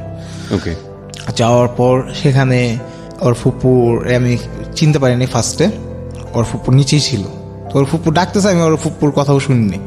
আমি উপরে সরাসরি উঠে গেছেন ডেসপারেটলি, যেটাকে বলে। হ্যাঁ হ্যাঁ। তো যাওয়ার পর নিহার কিন্তু আমার সাথে তখন ছিল। আমি যে কয়বারই শুনি একটা গেছি, প্রতিবারই নিহার আমাকে এসে সময় দিত। তো পরে নেহারের সামনেই আমি ওরা বললাম যে কি শুরু করছে এগুলো। নেহার কি ওদের কোনো আত্মীয় হতো? পাড়া প্রতিবেশী। পাড়া প্রতিবেশী। আর ওর ওই যে ক্লাসমেট ছিল, প্লাস ওর নেহারের আম্মুকে ধর্মের মা ডাকছিল। জি। এটাই ছিল আর কি নিয়ারদের সাথে, আর ভালো একটা আন্ডারস্ট্যান্ডিং ছিল। ওকে। তো সেখানে আমি ওদের বললাম যে তুমি আমারে শুরুতে না করতা, রিলেশন হইতো না, ফ্রেন্ডশিপে রাখতা, কত কি আছে, রাইট। যদি কথা বলতে ভালো লাগতো তাহলে এই কাজ করতা। ওকে। তো এখানে তুমি রিলেশনে জড়াইলা, ফ্যামিলিগতভাবে চলে গেলাম আমরা, তো তুমি এখানে এইসব করতেছো কেন? এইগুলা যেরকম বলার পর ওর ফুপু আসে, ওর ফুপু আসার পরে ওর ফুপুরে বললাম আমি জিনিসটা বুঝায় যে দেখেন এত দূর আমরা চলে গেছি। ওকে। তো এর মাঝে আমি একটা কথা বলতে ভুলে গেছিলাম, সেটা হচ্ছে ও এই যে আমার বাবার সাথে যে দেখা, মানে আমার বাবা যা দেখে আসে, এরপর ও আমার ছোট খালামুনির বাসায় যায়। আমার ছোট খালামুনি ওর ইনভাইট করে যে আমাদের বাসায় আসো, আমার বাসায় আসো। আমার খালামুনি তখন প্রেগনেন্ট, তো আমি তো আসতে পারবো না, তুমি আসো আমার বাসায়। তো বলে ঠিক আছে আসবো। তো আমার ছোট খালামুনির বাসায় যে আসলো, আমাদের সবার বাসায় পাশাপাশি, আমার ছোট খালামুনির বাসায় আসলো। তো আসলো, ওখানে গেল আমার ওই খালতো ভাই, ছোট খালতো ভাই, ওটা ক্লাস 5-এ পড়ে। তো ওরা দেখলো, তো সবাই মোটামুটি জানে বিষয়টা যে আমাদের সম্পর্ক বা ফিউচারে আমাদের একটা বন্ধন হবে, এইসব জিনিসগুলা ওখানেও এরকম করতেছে। তো এই জিনিস নিয়ে আমি ফ্যামিলির কাছেও তো কিছু বলতে পারতেছি না, মুখ দেখাইতে পারতেছি না, কারণ ফ্যামিলিরে বললে ফ্যামিলি বলবো যে তুমি তো পছন্দ করছো, রাইট। আমরা কি বলবো, তুমি পছন্দ করছো, আমাদের যতটুকু কর্তব্য ছিল আমরা তো আমাদের কর্তব্য পালন রাইট, এবং করতেছি। আমরা তো রাজি, সেখানে তো হ্যাঁ। আমাদের কোনো সমস্যা নেই। সো তোমার এখানে অন্য কোনো প্রবলেম হলে সেটা তোমার প্রবলেম, এখানে তো আমাদের কিছু করার নেই। It's very very very important point. হ্যাঁ। তো পরবর্তীতে আপনার আমি ফ্যামিলিরও বলতে পারতেছি না। তো এরপর এরকম করেই যেরকম আমি ওর ফুপুরে যা বলি সব বিষয়গুলা ভাই না, যে আন্টি দেখেন এত কিছু হওয়ার পরে এখন কিভাবে ও আমার সাথে বলতেছে যে ব্রেকআপ করে ফেলবো। তো পরবর্তীতে ওর ফুপুরে বলার পর ওর ফুপু আমাকে বলল যে আচ্ছা তুমি কথা বলো, আমি আসতেছি নিচের থেকে। ওকে। তো সে চলে যায়, যাওয়ার পর সেখানে ওরে বুঝাইলাম, অনেক কিছু বলার পর ও ওর মতোই আছে, ও কোনো দিকেই কোনো ইটি না। তো পরবর্তীতে ওর ফুপ্পু আসলো, আসার পর বললো যে বাবা রাত হইতেছে, তখন 9টা বাজে আসছে, তুমি বাসায় যাও, এই বিষয়টা দেখতেছি আমরা। ওকে। তার ফ্যামিলি থেকে এই জিনিসটা নিয়ে ডিসকাস করা হবে। তো পরবর্তীতে আমি চলে আসার পর ওর সাথে আমার ফোনে কন্ট্যাক্ট কিন্তু প্রতিদিন আমাদের চলছে, রাইট। প্রতিদিনই চলছে। তো পরীক্ষার হলে যাই, ওর বাবার সাথে দেখা হচ্ছে, বাবার সাথে কথা হচ্ছে, ওর সাথে কথা হচ্ছে, নেয়ারের ফ্যামিলির সাথে রেগুলার কথা হচ্ছে, মানে সবার ভিতরে একটা কমিউনিকেশন খুব ভালো ছিল। ওকে। আমার বাবার সাথে ওর বাবার সাথে ফোনে কথা হচ্ছে। আর এখানে কিন্তু ও আমাকে ফোনের মধ্যে বারবার ব্রেকআপ করার কথা বলতো। আচ্ছা। আর এই নিয়ে আমি একটা মানসিক ডিপ্রেসে চলে যাই। ওকে। তো মানসিকভাবে ডিপ্রেস হওয়ার পরে আমি কি করবো আমি কিছু নিজে বুঝতেছি না। হঠাৎ একদিন আমাদের দেখা করার কথা, তো দেখা করার কথা আমি গেছি। তো তখন পরীক্ষা চলতেছে, ওর ইন্টারমিডিয়েট পরীক্ষা চলতেছে। ওকে। তো আমাকে নেহার আইসা বলতেছে যে ওর আসতে দেরি হবে। তো তখন আর কি নেহার আর কি আমাকে আমার সাথে আসছে, আইসা বলতেছে যে ভাই তোমার আজকে কিছু কথা বলুম, জানি না তুমি কতটুকু শক্ত হইতে পারবা। তখন নেহারের সাথে তানভীর আসে। এটা কে বলছে আপনাকে? নেহার বলতেছে? হ্যাঁ, নেহার বলতেছে। আচ্ছা। কারণ নেহারের কাছে সানিফ মোবাইল ফোনটা ছিল। আচ্ছা। আর মোবাইল ফোনের ভিতরে মেসেঞ্জারটা ও আনইনস্টল করতে ভুলে গেছে। ওকে। তো মেসেঞ্জারের ভিতরে ওর যাদের সাথে চ্যাট করতো, কি চ্যাট করতো সব কিছুই ছিল। ওকে। তো পরবর্তীতে ওর চ্যাট লিস্টে দেখা গেল যে নির্ঝর নামে একটি ছেলের সাথে ওর সাথে পরীক্ষা দিতেছে, ওই ছেলের সাথে ওর রিলেশন চলতেছে। এই জিনিসটা আমি জানতে পারলাম। তো আমি মেসেজগুলো দেখলাম ওর ফেসবুক অ্যাকাউন্ট থেকে, দেখার পরে আমি এগুলো টোটাল শিওর হলাম যে ওর একটা ছেলের সাথে রিলেশন আছে, আমার সাথে রিলেশন বা আমার সাথে বিয়ে পর্যায়ে কথা চলতেছে, এর মাঝখানে আরেকটা ছেলের সাথে ওর রিলেশন। তো এটা জানার পর আমি ওরে যাই জিজ্ঞাসা করলাম যে তোমার কি কারোর সাথে রিলেশন আছে? বলতেছে হঠাৎ এই কথা মনে আছে কি না? কয় না, আমার যা রিলেশন ছিল একজনের সাথেই তো ছিল। তো এই কথা বললো পরে আমি আচ্ছা ঠিক আছে। তো ওই যে ফেসবুক মেসেঞ্জারে যে ওরা নাম্বার লেনদেন করছে, মানে নাম্বার দিছে নিছে একজন আরেকজনের থেকে, তো ওখানে যে কটা নাম্বার ছিল ওর ফোন লিস্টের ভিতরে যে কটা নাম্বার ছিল আমি নাম্বারগুলো কালেক্ট করি, যে মেসেজের লিস্টের নাম্বারগুলো নিয়ে আমি ফোন দিই 3টা নাম্বার পাইছিলাম, 3টা নাম্বারই নির্ঝরের। একটা নির্ঝরের স্যার ইউজ করে, নির্ঝরের স্যারের মোবাইল দিয়ে নির্ঝর ফোন দিছিল, আর একটা হচ্ছে নির্ঝরের বাসার নাম্বার, আর একটা নির্ঝর নিজে ইউজ করে। Okay. 3টা নাম্বার, ওকে। একটা টেলটক, একটা বাংলালিংক, আর একটা হচ্ছে রবি সিম। এই নির্ঝরের সঙ্গেই সানির সম্পর্ক। তো আমার সাথে রিলেশন চলাকালীন, মানে বিয়ের যে কথাবার্তা চলতে, সম্পর্কটা কি নির্ঝরের আপনার সাথে সম্পর্ক শুরু হওয়ার পরে হয়েছে নাকি তার আগে থেকেই ছিল? না না, আমার সাথে রিলেশন হওয়ার পরে এবং বিয়ের কথাবার্তা যখন চলে তখন ওদের মাঝে সম্পর্কটা হয়। আপনার তখন সম্পর্কের বয়স কত?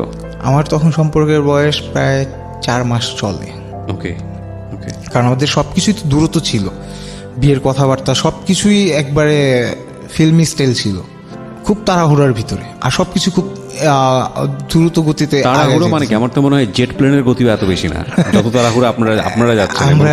ও তো আপনার চেয়েও ফাস্ট। এটা করে ফ্যামিলিতে নিয়ে গিয়ে ইন্ট্রোডিউস করিয়ে দিয়ে আরেকজনের সাথে শুরু করে দিয়েছে, যদি আপনার কথা সত্যি হয়ে থাকে। হ্যাঁ, তো পরবর্তীতে আমি ফোন দিই, তো নিজের ফোন রিসিভ করে না, তো 3টা নাম্বারে আমি ফোন দিই। তো 3টার ভিতরে একটা ফোন আসে, একটা কল ব্যাক আসে আমার কাছে। আসার পর আমি স্পিকার দিই, স্পিকারে আমি বলি হ্যালো কে, আর বলতেছে আপনি কে, মাত্র মিস কল দিলেন। এটা কি আপনি কাকে দিয়েছেন? নির্ঝরকে দিয়েছেন? ওকে। 3টা নাম্বারই নির্ঝরের ছিল। তো নির্ঝর বলতেছে, আমি আর কি আমাকে বলতেছে যে আপনি কে, আমাকে মিস কল দিলেন। তো আমি বলতেছি ভাই আমি তো আবার ফ্রেন্ডকে দিছিলাম, আপনার নামটা কি? পরে ওর অ্যাড্রেসের কথা বলতেছে আমি অমুক জায়গায় নির্ঝর। আমি বলতেছি ও আচ্ছা সরি ভাই, আমি তো চিনি না আপনারে, আমার মনে হয় রং নাম্বারে চলে গেছে বলে রেখে দিছে।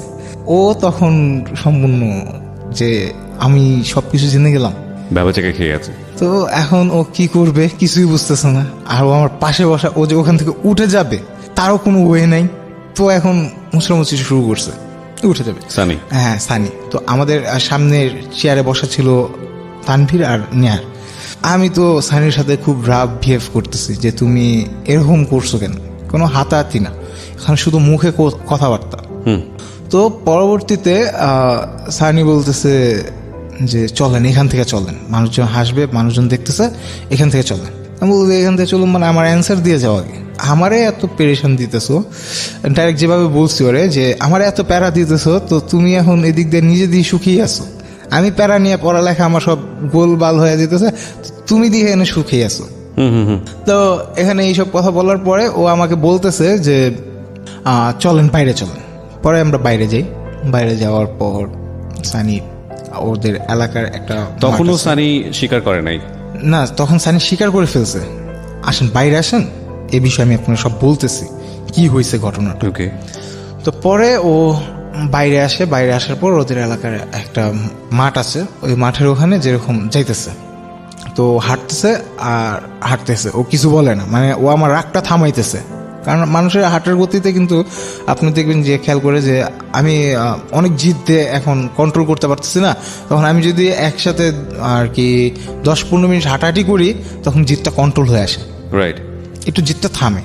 তো ও ওই জিনিসটাই করছে।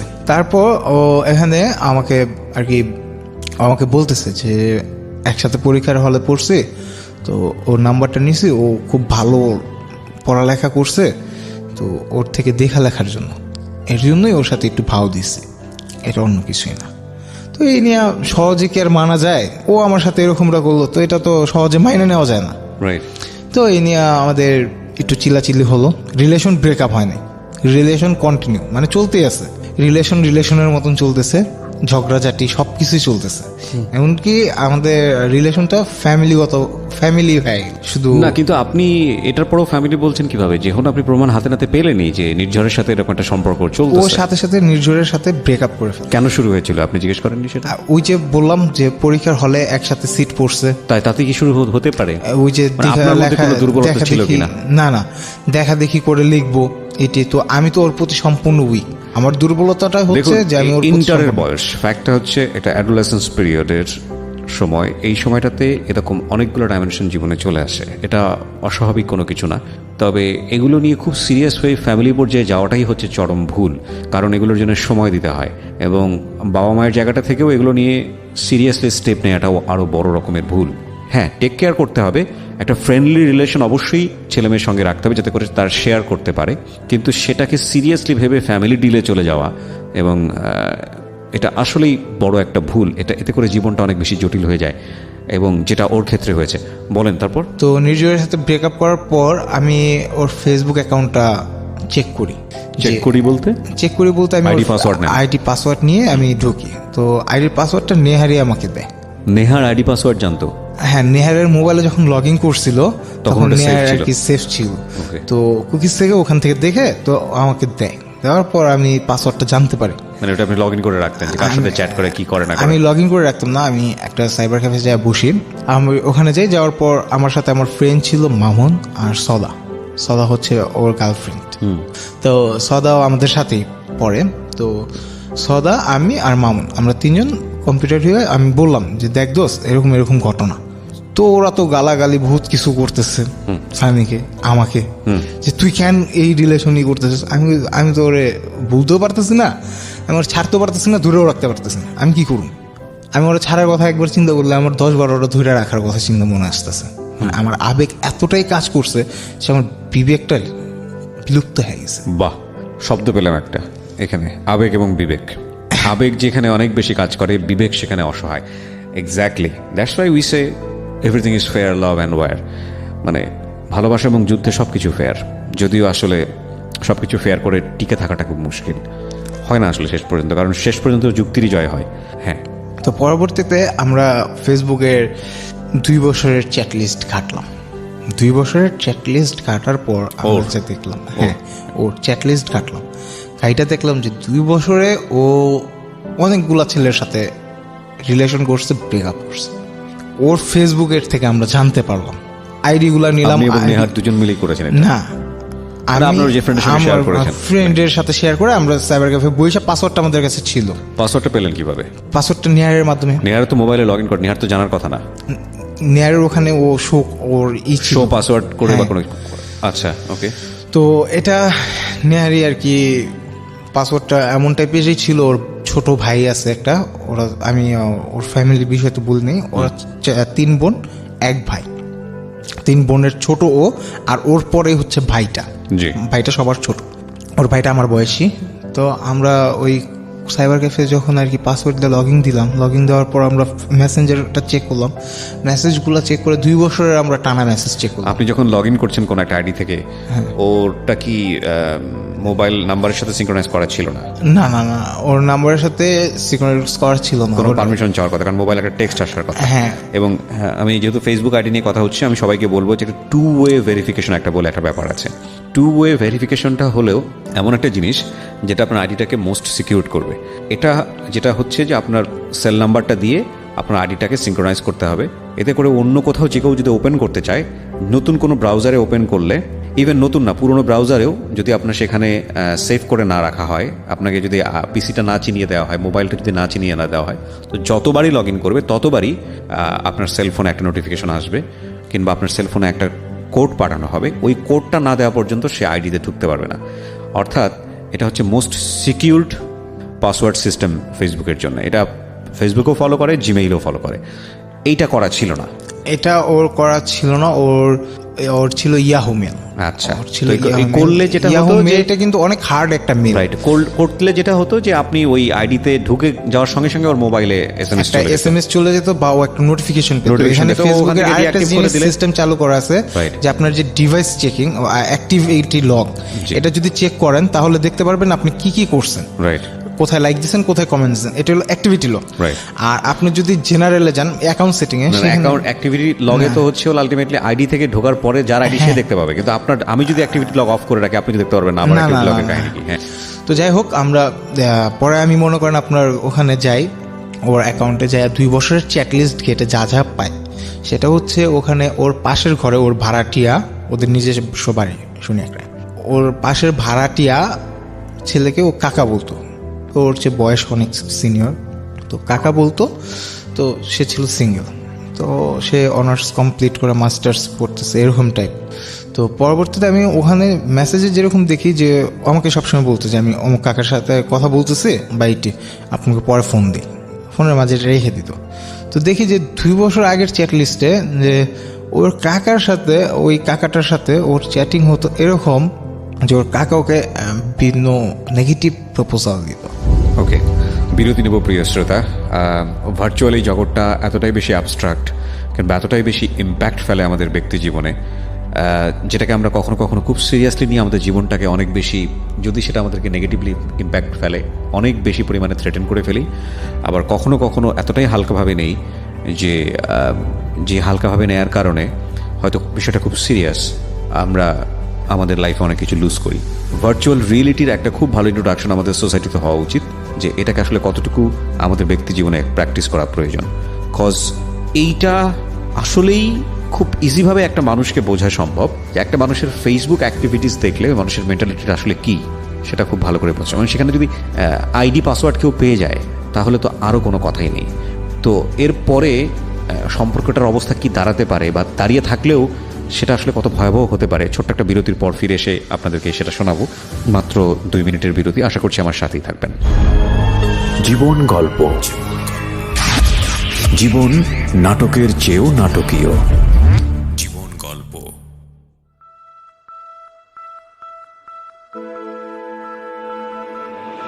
লাভ, hate, challenge, motivation, lies, truth, impossible, virtue, morality, something beyond entertainment. Welcome to my stage of reality. Stay tuned. Sunday and Wednesday with me RJ Kibriya, only on Dhaka FM 90.4. জীবন গল্প, জীবন নাটকের চেয়েও নাটকীয়। জীবন গল্প শুনছেন জীবন গল্প RJ কিবরিয়ার সাথে। আমাদের এখানে আসতে চাইলে আপনি আমাদেরকে ফোন করবেন 09611904904 এই নাম্বারে। কথা না বাড়ি আবারও ফিরছি। হ্যাঁ, তানভীর শেখ, তারপরে কি হলো? এগুলো তো পেলেন সব কিছু আপনি। আমি পাওয়ার পর আমি ফার্স্টে ওকে জিজ্ঞাসা করি না যে এগুলো কি। আমি স্বাভাবিকভাবে ওর সাথে কথা বলি, কিন্তু আমার কথার ভিতরে দেখে যে আমি রাগান্বিত। আমি কোনো কিছু একটা নিয়ে খুব রাগ আমার ভিতরে কাজ করে। আপনি বলেননি মানে ফেসবুকে পেয়েছেন? বলিনি, আমি ঢুকছি তো ফোনে আমি কিছু না বলে আমি সন্ধ্যা ওর সাথে দেখা করেই বলবো। তো ওর সাথে দেখা হওয়ার পর আপনাকে আমার একটা প্রশ্ন আছে। আপনি তার অতীত জীবন কেন ঘাটতে গেছেন? আপনি কি সাম্প্রতিক সময় কিছু পেয়েছেন আপনার সাথে থাকা অবস্থায়? আমার সাথে থাকা অবস্থায় ওই যে নির্ঝরের সাথে তো আপনি সামনাসামনি ফেস করলেন, বাট ফেসবুকে কিছু পেয়েছেন কিনা? ফেসবুকের ভিতরে, হ্যাঁ, ফেসবুকের ভিতরে আমি ঢুকার পরে আমি আরো অনেক কিছু পাইছি। আচ্ছা, তো আপনি থাকাকালীন অবস্থায় সেগুলো হয়েছে? হ্যাঁ, আমি থাকাকালীন সেগুলো হয়েছে এবং ওর সাথে ওর এক্স বয়ফ্রেন্ডের সাথে খুব ভালো একটা রিলেশন। সন্ধ্যার সময় দেখা করলাম, দেখা করে আমি ওরে বলতেছি যে কেমন বিবেক, চাচা হয়ে ভাতে জিরে খারাপ ফসল দেয় এটি। তো ও না খুব মনোযোগ সহকারে শুনতেছে জিনিসটা। ও বুঝেনি কার কথা বলছে? ও বুঝেনি। পরবর্তীতে আমি ওরে বুঝাই যে পুরো ডিটেলসটা আমি বলি যে আমি এরকম নিজের অ্যাকাউন্টের যে কল লিস্ট আছে, 1 উইকের কল লিস্টটা, মানে 1 সপ্তাহের কল লিস্টটা নিজেই দেখা যায়। তো আমি ওর ফোনটা আমার হাতে রাখি, রেখে আমার সেল ফোনটা দিয়ে আমি ওয়েব পেজে ঢুইকা আমি একটা কোড পাঠাই। তো আই টোকেন আসে, তো ওর মোবাইলে আসছে আই টোকেনটা, আসছে পরে আমি আস্তে করে ওই মেসেজটা ডিলিট করে দিই যাতে ও বুঝতে না পারে। ও তো দেখছে যে আমি 2 হাতে 2 ফোন চালাইতেছে, তো বুঝতেও পারেনি যে আমি কি করতেছে। তখন আমি ঢুইকা আমি ওর 1 সপ্তাহের কল লিস্টটা দেখলাম। ঢুইকা আমি ওই একটা আইডি বানালাম ওর নাম্বারের উপরে ওয়েব পেজের। তো আইডি বানায় আমি ওইটা দিয়ে দেখতেছি যে ও 1 সপ্তাহে আমার সাথে কথা বলার পর কার সাথে কথা বলতেছে, কিভাবে বলতেছে, আর কি কত মিনিট বলতেছে, আমাকে কি বলে রাখতেছে আর ও কি করতেছে। তখন কিন্তু এইভাবে আমি ওর জিনিসগুলো দেখতে পারলাম। আর আজকে এই রেডিওর মাধ্যমে ও জানতে পারতেছে যে আমি কিভাবে ওর জিনিসগুলো আমি সংগ্রহ করছি, তথ্যগুলো। আর আমার তথ্যগুলো ও কেন ইগনোর করে যেতে পারে না, সত্য ছিল। কারণ এখানে আপনার কল লিস্টটা কিন্তু ও ডিলিট করতে পারেনি, কোম্পানির ওয়েব পেজে ও ডিলিট করতে পারেনি, এটা ওর মেনে নিতে হয়েছে। ওর মেসেজিং ও মোবাইল থেকে ডিলিট করেছে, ফেসবুকের ওর কনভার্সন ডিলিট করছে, কিন্তু ফেসবুকে কপি কনভার্সন থেকে যায় যে এটা আমি অন্য ডিভাইস দিয়ে লগ ইন দিলে পর আমি ওই কনভার্সনটা দেখতে পারবো। আর আমার আইডির পাসওয়ার্ডটা ওর কাছে ছিল, আমার আইডিটা টোটালি ওর কাছে ছিল, আমার ব্যাংকের এটিএম কার্ড ওর কাছে থাকতো, আমার সেলফোন ওর কাছে থাকতো। কল লিস্টগুলো দেখার পর আমি বুঝতে পারলাম যে ওর রিলেশন তো চলছেই, আরও বিভিন্ন মানুষের সাথে কথা বলছে। তো এই বিষয়ে ওরে আমি আবার করলাম। তো ও কি করতো, আমি যখন ওরে নিয়ে এইসব নিয়ে আমি ওরে জিজ্ঞাসা শুরু করতাম, তখন ও ফ্যামিলি প্রেশার টান দিত যে ফ্যামিলির থেকে বিয়ে দিবে না, ফ্যামিলির থেকে বড় পুরো অশান্তি দিতেছে। আমি চাই, আমার আব্বুও চায় না, আমিও চাই না যে একটা মেয়ের কারণে তার আরেকটা মেয়ের সংসার ভেঙে যায়। আর এটা স্বাভাবিক, কেউই চায় না, আমিও চাই না যে একটা নতুন সম্পর্ক তৈরি হওয়ার জন্য পুরনো সম্পর্কটা ভেঙে যায়। কিন্তু এখানে প্রশ্ন একটা থাকবে যে তোমার বড় বোন জামাইয়ের বা বড় বোনের সমস্যাটা কি? আমার ফ্যামিলি ব্যাকগ্রাউন্ড তো ভালো, আমার ইনকাম সোর্স নাই, তুমি বলতেছো ইনকাম সোর্স নাই, বাট আমার বাবা বলতেছে যে আপনার মেয়ের যাবতীয় যা কস্ট আছে সব আমরা বহন করব। ওর ফ্যামিলির থেকে বলতেছে যে বাবার কাছে কেন চাপে, বিয়ে করতেছে ওর কাছে চাপে। তো আমি যেহেতু আমার বাবার আন্ডারে, আর আমার বাবা আমাকে অনেক ভালোবাসেন, যার ফলে সে আমাকে কোনো কাজে, আমার দোকানে কিংবা কোথাও কোনো ইটিতে সে আমাকে বসায় না কখনো। তার না বসানোর একটাই কারণ যে তুমি কাজ করবা কেন, আমি যা কামাইতেছি তা তো তোমাদের জন্যই, তো তোমাদের যা দিতেছি তাদের কি তোমাদের হয় না আরো প্রয়োজন? তো এখানে তো আর কিছু বলার থাকে না। আমি সানিকে আর কি যখনই প্রেশার দিই, ও আমাকে প্রেশার দেয়। তো দুজনের ভিতরে প্রেশার দেওয়া নেওয়া হচ্ছে। তো এমন একটা পর্যায়ে আসলো, মানে একটা মানুষের যে একটা লিমিটেশন থাকে, লিমিটেশনটা ও ক্রস করে ফেলছে। In what sense? কি করেছে সে? একাধিক রিলেশন তো করছে। আর ওর যে এক্স বয়ফ্রেন্ডের যে কথাটা বলছিল নাদিম, আমার কাছে যে বলছিল, ইনফ্যাক্ট ও সব বয়ফ্রেন্ডের কাছে এই কথাটা বলছে যে নাদিমের সাথে আমার রিলেশন ছিল। তো ওই নাদিমের সাথে ওর প্রতিনিয়ত কথা হতো, এবং নাদিমও আমাদের রিলেশন সম্পর্কে সব জানতো।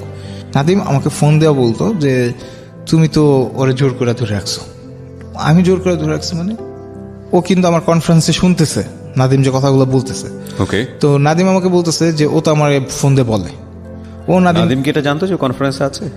না, নাদিম এটা জানতো না। আচ্ছা। তো নাদিম আমাকে বলে যে নাদিমের কাছে ও অনেকভাবে বিভিন্নভাবে সহযোগিতা চেয়েছে, কোনো মেয়ে দিয়ে আমাকে ওর প্রতি যে আমি উইক, এই দুর্বলতাটা কাটানো যায় কিনা, এগুলো ও চাইছে, কিন্তু এগুলো কোনোভাবেই সম্ভব হয়নি। নাদিম ওকে হেল্প করেনি।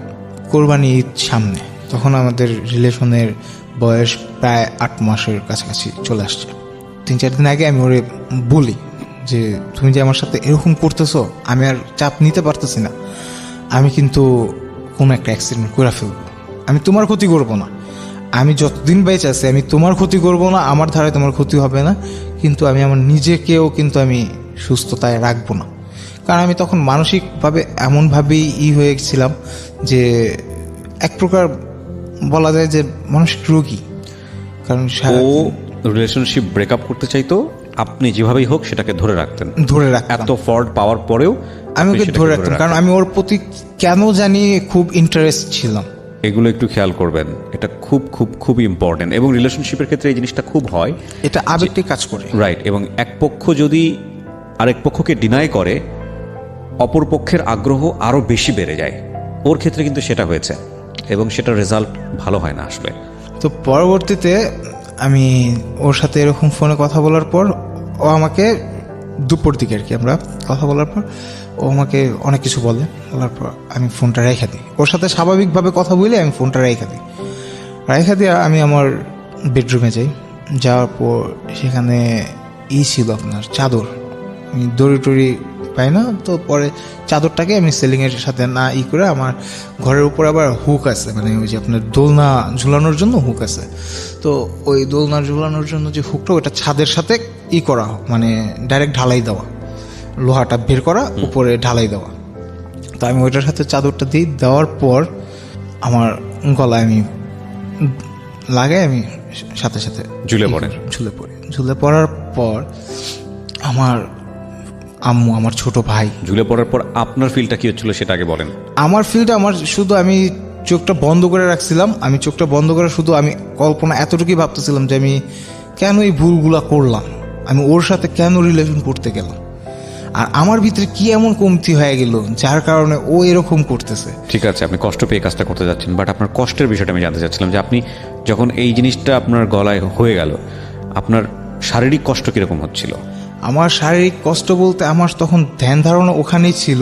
তখন আমার গলার ভিতরে আর কি যখন ছিল তখন আমি শ্বাস নিঃশ্বাসটা নিতে পারতেছিলাম না, হ্যাঁ। আস্তে আস্তে বন্ধ হয়ে যেতেছিল।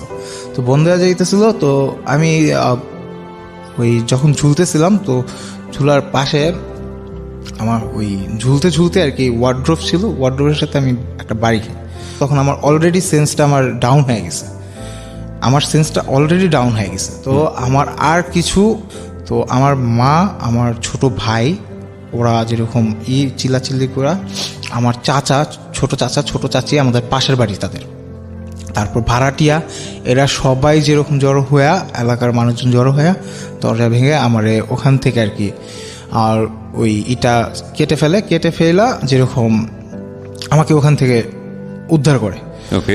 তো যখন উদ্ধার করে তখন আমার তখন সেন্স ছিল না, তখন কি হয়েছে তা আমি জানিও না আর বলতে পারবো না, কারণ আমি যতটুকু শুনছি ততটুকু, মানে যে লাস্টের কথাটুকু আমি বলি, যে যতটুকু শুনছি সেখানে যে আমার আব্বু সানির আব্বুকে ফোন দিয়ে বকাবকি করতেছে যে আমার ছেলের যদি কিছু হয় আমি কিন্তু আপনার গোষ্ঠীরে ছাড়বো না, আমি পুরো গোষ্ঠীরে আমি দেখে ছাড়বো। তো এইসব যেরকম আমার আব্বু বলতেছে, আমার ফ্যামিলি থেকেই করতেছে, তো ওরাও শক যে আমি এই কাজটা করে ফেললাম, বুঝতে পারে না যে আমি এরকম এত বড় কিছু একটা স্টেপ আপনি নেবেন। হ্যাঁ। ওরা তখন নেহারের বাসায় ছিল, সানি তখন নেহারের বাসায় লুডো খেলতেছিল। নেহারের আম্মু, নেহারের বড় ভাই আর সানি, এরা চারজন লুডো খেলতেছিল। তো পরবর্তীতে কি হয়, ওই আমার ছোট চাচি সানিকে বকাবকি করতেছিল। আমরা 2 দিন খুব ভালো রিলেশন গেল, 3য় দিন আবার শুরু হইলো সেম কাহিনী, বড় আপা রাজি না, এটা সেটা। তো আমি ওর বড় বোন জামাইয়ের সাথে কন্ট্যাক্ট করার জন্য অনেকভাবে চেষ্টা পারতেছি না, ওনার ফেসবুকে আমি নক দিতেছি, রিপ্লাই পাচ্ছি না। তো বিভিন্নভাবে আমি চেষ্টা করতেছি যে তার নাম্বারটা কই পাবো, তার নাম্বারটাও তো পাইতেছি না। তো এদিক দিয়ে কিন্তু ওর সাথে কিন্তু বিভিন্ন ছেলের সাথে মানে কন্ট্যাক্ট চলতেই আছে, এটা আমি ওর স্টপও করতে পারিনি। আচ্ছা। আমি এগুলোর কোনো কারণ খুঁজে পাইতেছি না যে ও কেন করতেছে। বোনের একটা রিজন দেখাইছে, তো আমার বাসার থেকে বলতেছে আমরা একটা কিছু করে রাখি, পাঞ্চিনি করার পর ওরা আমরা রিং পরে রাখি, আংটি পরে থাকুক, ও আপনার বড় মেয়ে আসলে পরে আমরা অনুষ্ঠান করব। আর আমাদের বাসার ফ্যামিলির ভিতরেও আমার মেজো মামা বাহিরে থাকে, সে বাহির থেকে আসলে পরে তারপরে একটা কিছু করা হবে, কারণ আমি নানা বাড়ির ভিতরে বড়, আমার এ নিয়ে অনেক তাদের আশা স্বপ্ন। ওদের কোনোভাবেই বোঝানো চাইতো না যে কোনো ইটি, ওদের কথায় ওরা অনর আর কি, বারবার একটাই কথা। পরে আমি বলতেছি আচ্ছা ঠিক আছে আমি তোমার বাসায় আসতেছি। পরে কয় বাসায় আসবেন কেন, বাসায় এসেন না। ও আমার ফার্স্টে না করে, এরপর ওর ফুপুরা বলে কি নিয়ে আয়, আমার বাসায় না বুঝে দিই। ওকে।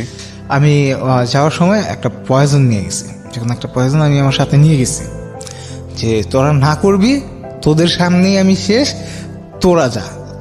তো আমার যখন এতই নির্যাতন করতেছিস, তোরাও একটু নির্যাতনের ভোগ কর। আমি কিন্তু আমার জীবনের মায়া ছেড়ে দিছি ওর এই টর্চারিং এর কারণে। আমার জীবনের মায়া আমার কাছে নেই, আমার জীবন আমার নিজের কাছে ভালো লাগতো না, আমার নিজের রেসপেক্ট আমি নিজেকে দিতে পারতাম না। তো পরবর্তীতে আমি ওর বাসা যাওয়ার পর যেরকম, আচ্ছা না, আপনি এই যে জিনিসগুলো করতেন, ওর বাসায় আপনি বিষ নিয়ে যাচ্ছেন, দড়ি দিয়ে জুড়ে পড়ছেন, কি মনে হতো এটা করলে লাভটা কি হবে? বিকজ আমি ফোকাসটা করতে চাই সুইসাইডের দিকে আজকের স্টোরিতে। কি মনে হতো বারবার ওই দিকে কেন মন যাইতো আপনার? বারবার ওদিকে একটা কারণেই মন যেত যে আমি না থাকলে ওর কোনো ক্ষতি হবে না, কারণ আমি আমার রাগকে কন্ট্রোল করতে পারতাম না। আর দ্বিতীয়ত ও যেটা চাইতেছে ও সেটা পাচ্ছে, আমি আমাকে নিজেকেই শেষ করে দিলে এই চ্যাপ্টারটাই ক্লোজ হয়ে যায়, এই চ্যাপ্টারটা আর আগে বাড়বে না। কারণ যেহেতু আমি নিজের সাথে নিজে যুদ্ধ করে পারতেছি না যে চ্যাপ্টারটা বন্ধ করতে, ও যেটা চাইতেছে আমি ওইটা দিতে পারতেছি না রিলেশন ক্লোজ করতে, তো সেখানে আমি আমার নিজেকে আমি ক্লোজ করার ডিসিশন নিয়ে নিই। আর এটাই সাধারণত যেসব রিলেশন সুসাইড ঘটনাগুলো ঘটে এগুলোই তখন কাজ করে, আর এটা আমি আমার রিলেশন দিয়ে আমি ফিল করতে পারি। তো পরে আমি ওর বাসায় যাওয়ার পর তখন ওর ফুপ্পুরা যখন আমাকে না করে, এমনভাবেই না করে, ওর ফুপ্পু আমার পায়ে ধরে বসে, ওর ফুপ্পু একটা এত তো সিনিয়র পার্সন, ওনার ছেলে আমার চেয়ে অনেক বড়, ওনার নাতি নাত করে আছে, আমার পায়ে ধরে বসে যে বাবা তুমি ওরে বাদ দিয়ে তুমি অন্য মেয়ে পছন্দ করো, তুমি ওরে বাদ দিয়ে অন্য মেয়ে পছন্দ করো, আমরা তোমার ভালো মেয়ে দেখে বিয়ে করাই দিই। আমার তো বিয়ের প্রয়োজন নেই, আমার তো অন্য মেয়েরও দরকার নাই, আমি ভালোবাসি ওরে, আমার ভালোবাসার মানুষের দরকার, আমি ভালোবাসি ওরে, আমার ওরে দরকার। প্রিয় শ্রোতা, এখানেই শেষ হয়নি। এর পরের পার্টটাতে আমরা দেখব যে ওর আসলে শেষ পর্যন্ত কোথায় এসে দাঁড়াতে হয়েছে আজকের এই জীবন গল্পে। ছোট্ট একটা বিরতির পর ফিরে আসছি, মাত্র 2 মিনিটের বিরতি। জীবন গল্প। জীবন নাটকের চেয়েও নাটকীয়। জীবন গল্প।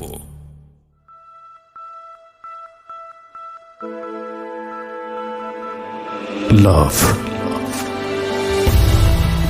hate, challenge, motivation, lies, truth, impossible, virtue, morality,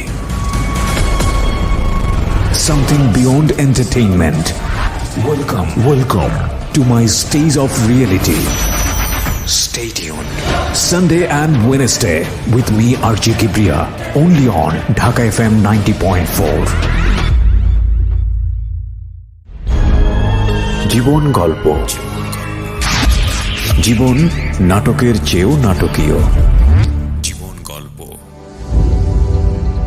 আপনারা শুনছেন জীবন গল্প আরজি কিবরিয়ার সাথে ঢাকা FM 90.4-এ। আজকে আমাদের সঙ্গে রয়েছে তানভীর শেখ।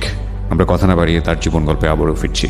এই ফাঁকে প্রিয় শ্রোতা, আপনাদের মনে করিয়ে দিচ্ছি এই গল্পটি আপনারা ইউটিউব থেকে শুনতে পারবেন। আমাদের ইউটিউবের ঠিকানা হচ্ছে www.youtube.com/dfm904।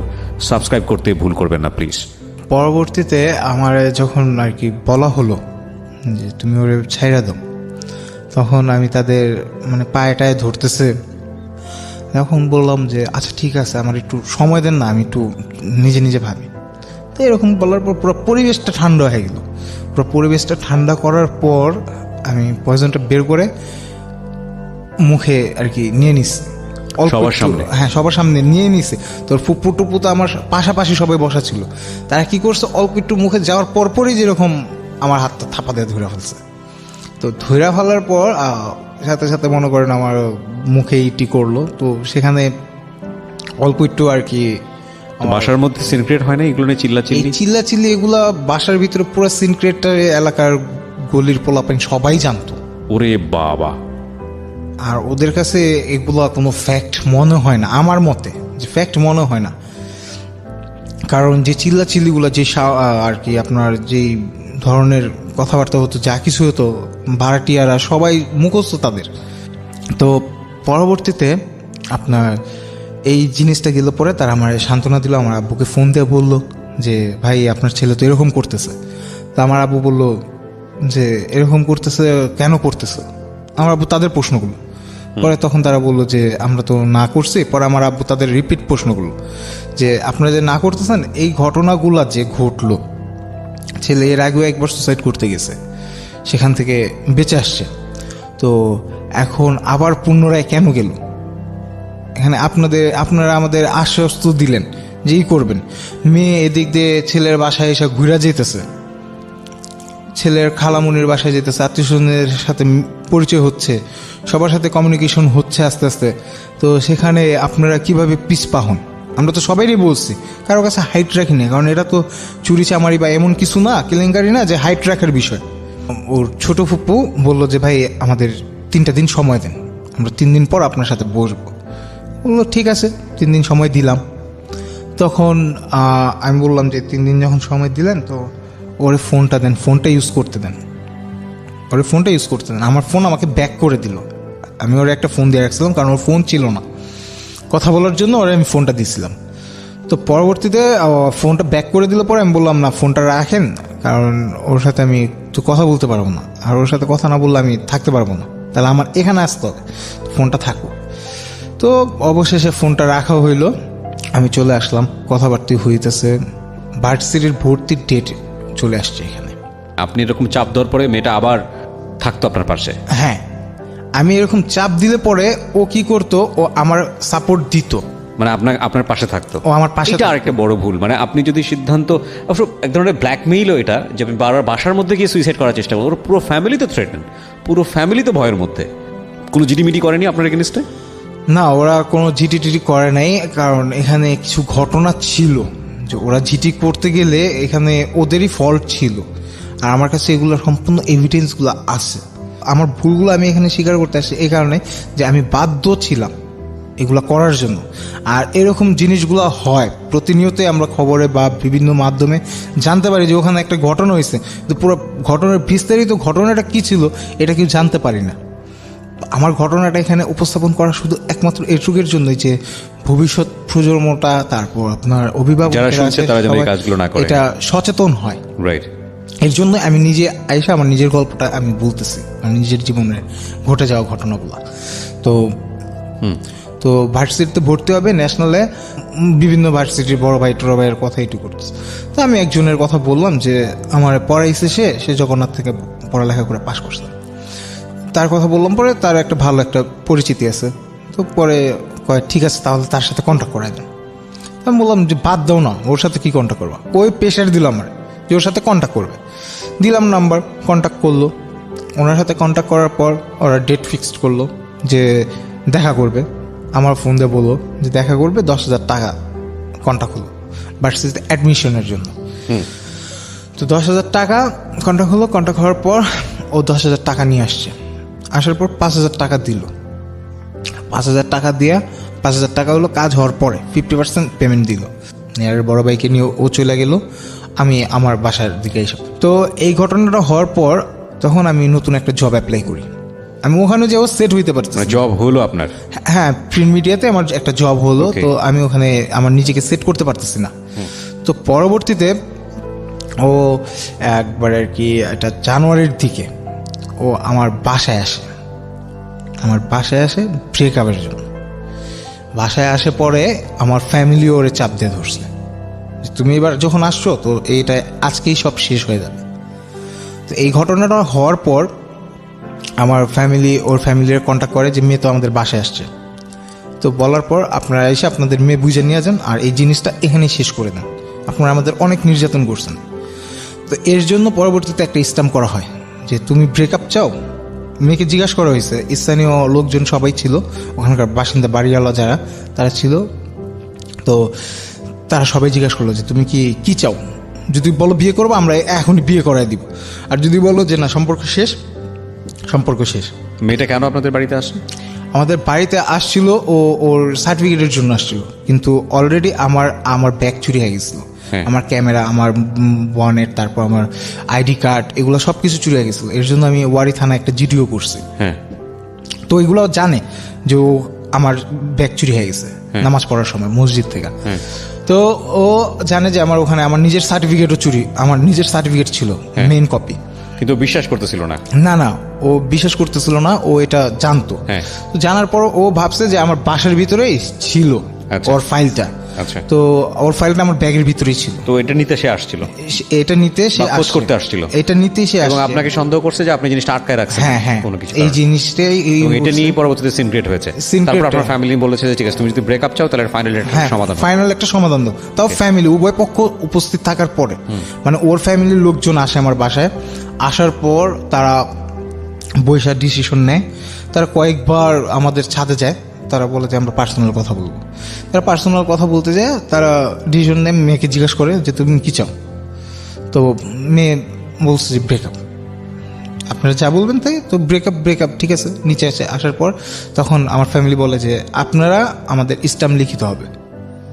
আমার ফ্যামিলির থেকে প্রপোজালটা দেয় যে ছেলে যে কোনো মুহূর্তে একটা অ্যাক্সিডেন্ট করবে, আমরা চাই না আপনারা বিপদে পড়েন, এখানেই সম্পর্ক শেষ। তো এটা একটা লিখিতভাবে থাকুক, লিখিত ইসে। তো ওখানে লিখিতভাবে থাকার ভিতরে ওর কিছু কথা উল্লেখ ছিল যে স্ট্যাম্পের ভিতরে এই বিষয়টা নিয়ে, মানে এই প্রেমের সম্পর্কটা নিয়ে আমরা আইনত ব্যবস্থায় যাব না। এটা দুজনের সম্মতি ছিল, আইনত ব্যবস্থায় আমরা কখনোই যাব না এই বিষয়টা নিয়ে। তো আমরা যাইও নাই, কারণ আমাদের কাছে ওরা আমাদেরকে প্রতারণা করছে। আপনার ফ্যামিলি অফার করলো কেন স্ট্যাম্পটা? আমার ফ্যামিলি অফার করছে ওই যে আমি যে কোনো টাইমে একটা অ্যাক্সিডেন্ট করতে পারি। তো এটা তো ওদের লাভ হয়েছে। এটা তো ওদের লাভের জন্য, ওর আমার ফ্যামিলি টোটালি ওদেরকেই সাপোর্ট দিয়ে গেছে।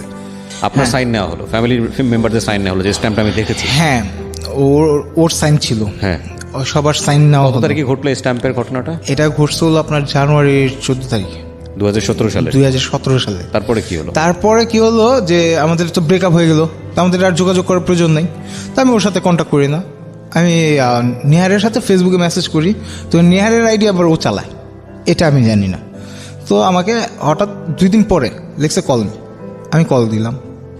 কল দেওয়ার পর কি, তো আমি কিন্তু মনে মনে খুব খুশি যে ও আমার কাছে আবার ব্যাক করছে এই স্ট্যাম্প লেখার পরেও। স্ট্যাম্প লেখার পরও।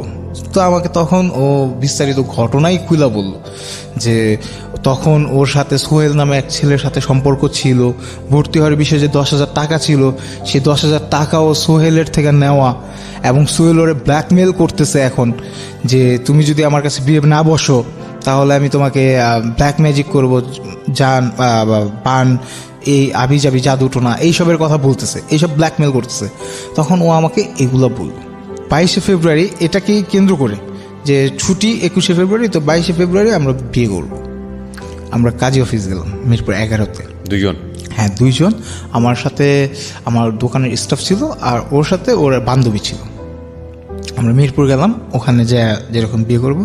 তো কাগজপত্রে কিছু ত্রুটি ছিল, যার কারণে তাৎক্ষণিক ওখানে আর কি বিয়েটা করা পসিবল হয়, কিন্তু কাজী বলছিল যে আপনারা কালকে আসেন, কালকে আসলে বিয়েটা করি। তো ও বললো যে না, এখন যখন হয়েছে তো আমরা পরবর্তীতে করি। তো এই কথা বলার পর আমাদের বিয়েটা পোস্টপেন্ডিং হয়ে গেল। আর এতে কিন্তু ও আমার সাথে মনে করেন খুব ক্লোজলি সম্পর্ক হয়ে গেল, এবং আমি ওর প্রতি ফুল ট্রাস্টে চলে আসলাম। তো ট্রাস্টে চলে আসার পর আমাকে কিছু কথা বলে যে আমাদের যে ওই যে স্ট্যাম্পটা হয়েছিল তখন কি করা হয়েছিল, ওর ফুপু কি করছিল। ওর ফুপু ইটস নট ইম্পর্টেন্ট আমার জন্য, আমি গল্পের লেসনের জায়গাতে আসতে চাই। আপনার সঙ্গে কি মেয়েটার সম্পর্ক আছে না শেষ হয়ে গেছে? আমার সাথে সম্পর্কটা শেষ হয়ে গেছে। ফাইন, কিভাবে শেষ হয়েছে সেই জায়গাটাও আমি যেতে চাই না। আপস অ্যান্ড ডাউন ছিল। বিয়ে আপনি করেছেন পরবর্তীতে? না, বিয়ে আপনি করেননি, এবং আমি মনে করি এটা আল্লাহ আপনাকে হেল্প করেছে, directly help somehow, you save yourself. এর জন্য আমি খুবই আল্লাহর কাছে লাখ লাখ শুকর, এবং আলহামদুলিল্লাহ। সেটা ওই সাইড থেকেও, বোথ সাইড থেকেও।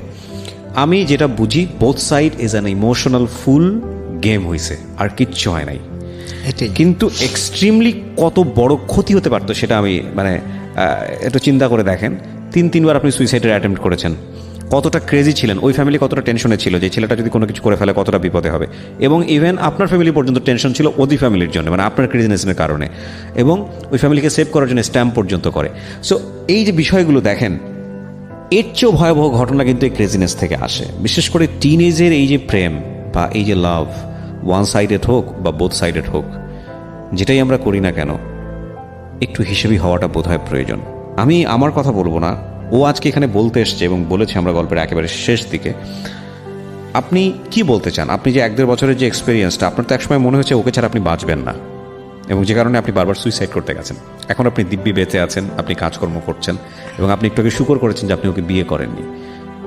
তো সময় সব কিছু হিল করে ফেলে। আপনার ক্ষেত্রে আমি বলবো যে খুব দ্রুতই হিল হয়েছে। জানুয়ারিতে, এই বছরের জানুয়ারিতে ঘটেছে, কারো 2-3 বছর লাগে রিকভার করতে, আপনি এত দ্রুত রিকভার করেছেন। আপনি কি ওই সময় দাঁড়ায় চিন্তা করতে পারতেন যে আজকের এই অনুষ্ঠানে এসে আপনি খুব ঠান্ডা মাথায় এই গল্পটা বলে মানুষকে অ্যাডভাইস করতে পারবেন যাতে করে এই ভুলটা না করে? আপনি কি ওই সময় চিন্তা করতে পারতেন যখন আপনি চিন্তাই করতে পারতেন? চিন্তাই করতে পারতাম না। আমি যদি ওই পজিশনে থাকতাম তো এখানে আসার কখনোই আমার মাথায় থিঙ্ক আসতো না। আমি এটাই বলি, যারা আজকে ওই পজিশনে আছেন তারা জানেন না ভবিষ্যৎটা কতটা সুন্দর হতে পারে, ভবিষ্যৎটা কতটা শান্তিপূর্ণ হতে পারে। শুধু বিশ্বাস করতে হবে, হাল ছাড়া যাবে না। আপনি কি বলতে চান? আমি এটুকুই বলতে চাই যে আমরা যারা আছি, অভিভাবক লিসেনার যারা আছি, তারা কেউ যারা আনম্যারিড আছে তারা ভবিষ্যতে অভিভাবক হব। তো বাচ্চাদের আমরা ওই যে ফ্রি মাইন্ডের একটা কথা বলি যে আমাদের সাথে শেয়ার করবা, কিন্তু কোনো একটা রিলেশনে যাওয়ার আগে বাচ্চাকে অ্যাডভাইস দেওয়া দরকার যে তুমি যার সাথে মিশতেছো তার সম্পর্কে ভালো করে জানার পরে তার সাথে মিশো। রাইট, কারণ ডিরেক্টলি ভাবে প্রস্তাব নিয়ে যাওয়া, ফ্যামিলিগতভাবে জড়ানো, এটা উচিত না। আর ওর ক্ষেত্রে যেটা, ও এখন বর্তমানে আমি যে এই পর্যন্ত আসছি, ওর সাথে ব্রেকআপ হয়েছে আমার এপ্রিলের 6 তারিখ, ওর বার্থডে রাত্রে ওর সাথে ব্রেকআপ হয়েছে ছোট্ট একটা কথা নিয়েই। তো হয়েছে পরে ব্রেকআপ আমি আর ওর করিনি। তারপর আবেগ যখন আমার মাঝে কাজ করতো তখন ওকে মেসেজ করতাম, ফোন করতাম যে রিলেশনটা আবার হোক, এরকম আমি অনেক করছি। এর জন্য আমি ওর কাছে ক্ষমাও চাই যে যা করছি তোমার বিরক্ত করছি, তারপর আমি শেষ। ওর কাছে কয়েকবার আমি ক্ষমা চাইছি। আমরা আসলে কোনো ফ্যামিলিকেও এখানে অ্যাকিউজ করব না। ও যার কথা এখানে বলেছে বা যাদের কথা বলেছে, কোনো ফ্যামিলির প্রতি আমাদের ধরেন কোনো ধরনের আঙুল তোলার কোনো বিষয় নাই, কাউকে এখানে অভিযুক্ত করছি না। আমরা শুধু সিচুয়েশনটাকে বোঝানোর চেষ্টা করছি। কারো এখানে দুর্নাম হচ্ছে না, সুনামও হচ্ছে না, সেটা আমরা আমাদের অনুষ্ঠানের প্রথমেই বলে নিয়েছি। আমরা বলছি যে এই সময়ের ছেলেমেয়েরা এইসব কাজ করে এবং এতে করে ফ্যামিলি অনেক সময় ইনভলভ না হয়ে কোনো উপায় থাকে না, কিন্তু এটার পরিণতি ভালো হয় না।